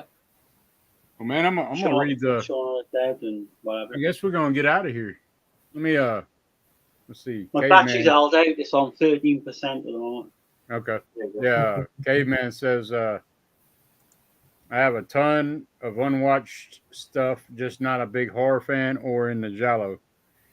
Giallo is just Giallo is just difficult for me being dyslexic. Okay. Oh, it's all good. It's all good, Caveman. Yeah, man. Yeah, everybody likes what they like. Yep. Yeah. Well, man, we're gonna get out of here, and appreciate everybody in the chat. Everybody, check out everybody's channel on here. You got Chris C's channel, and Darren's got a channel that he don't do nothing on.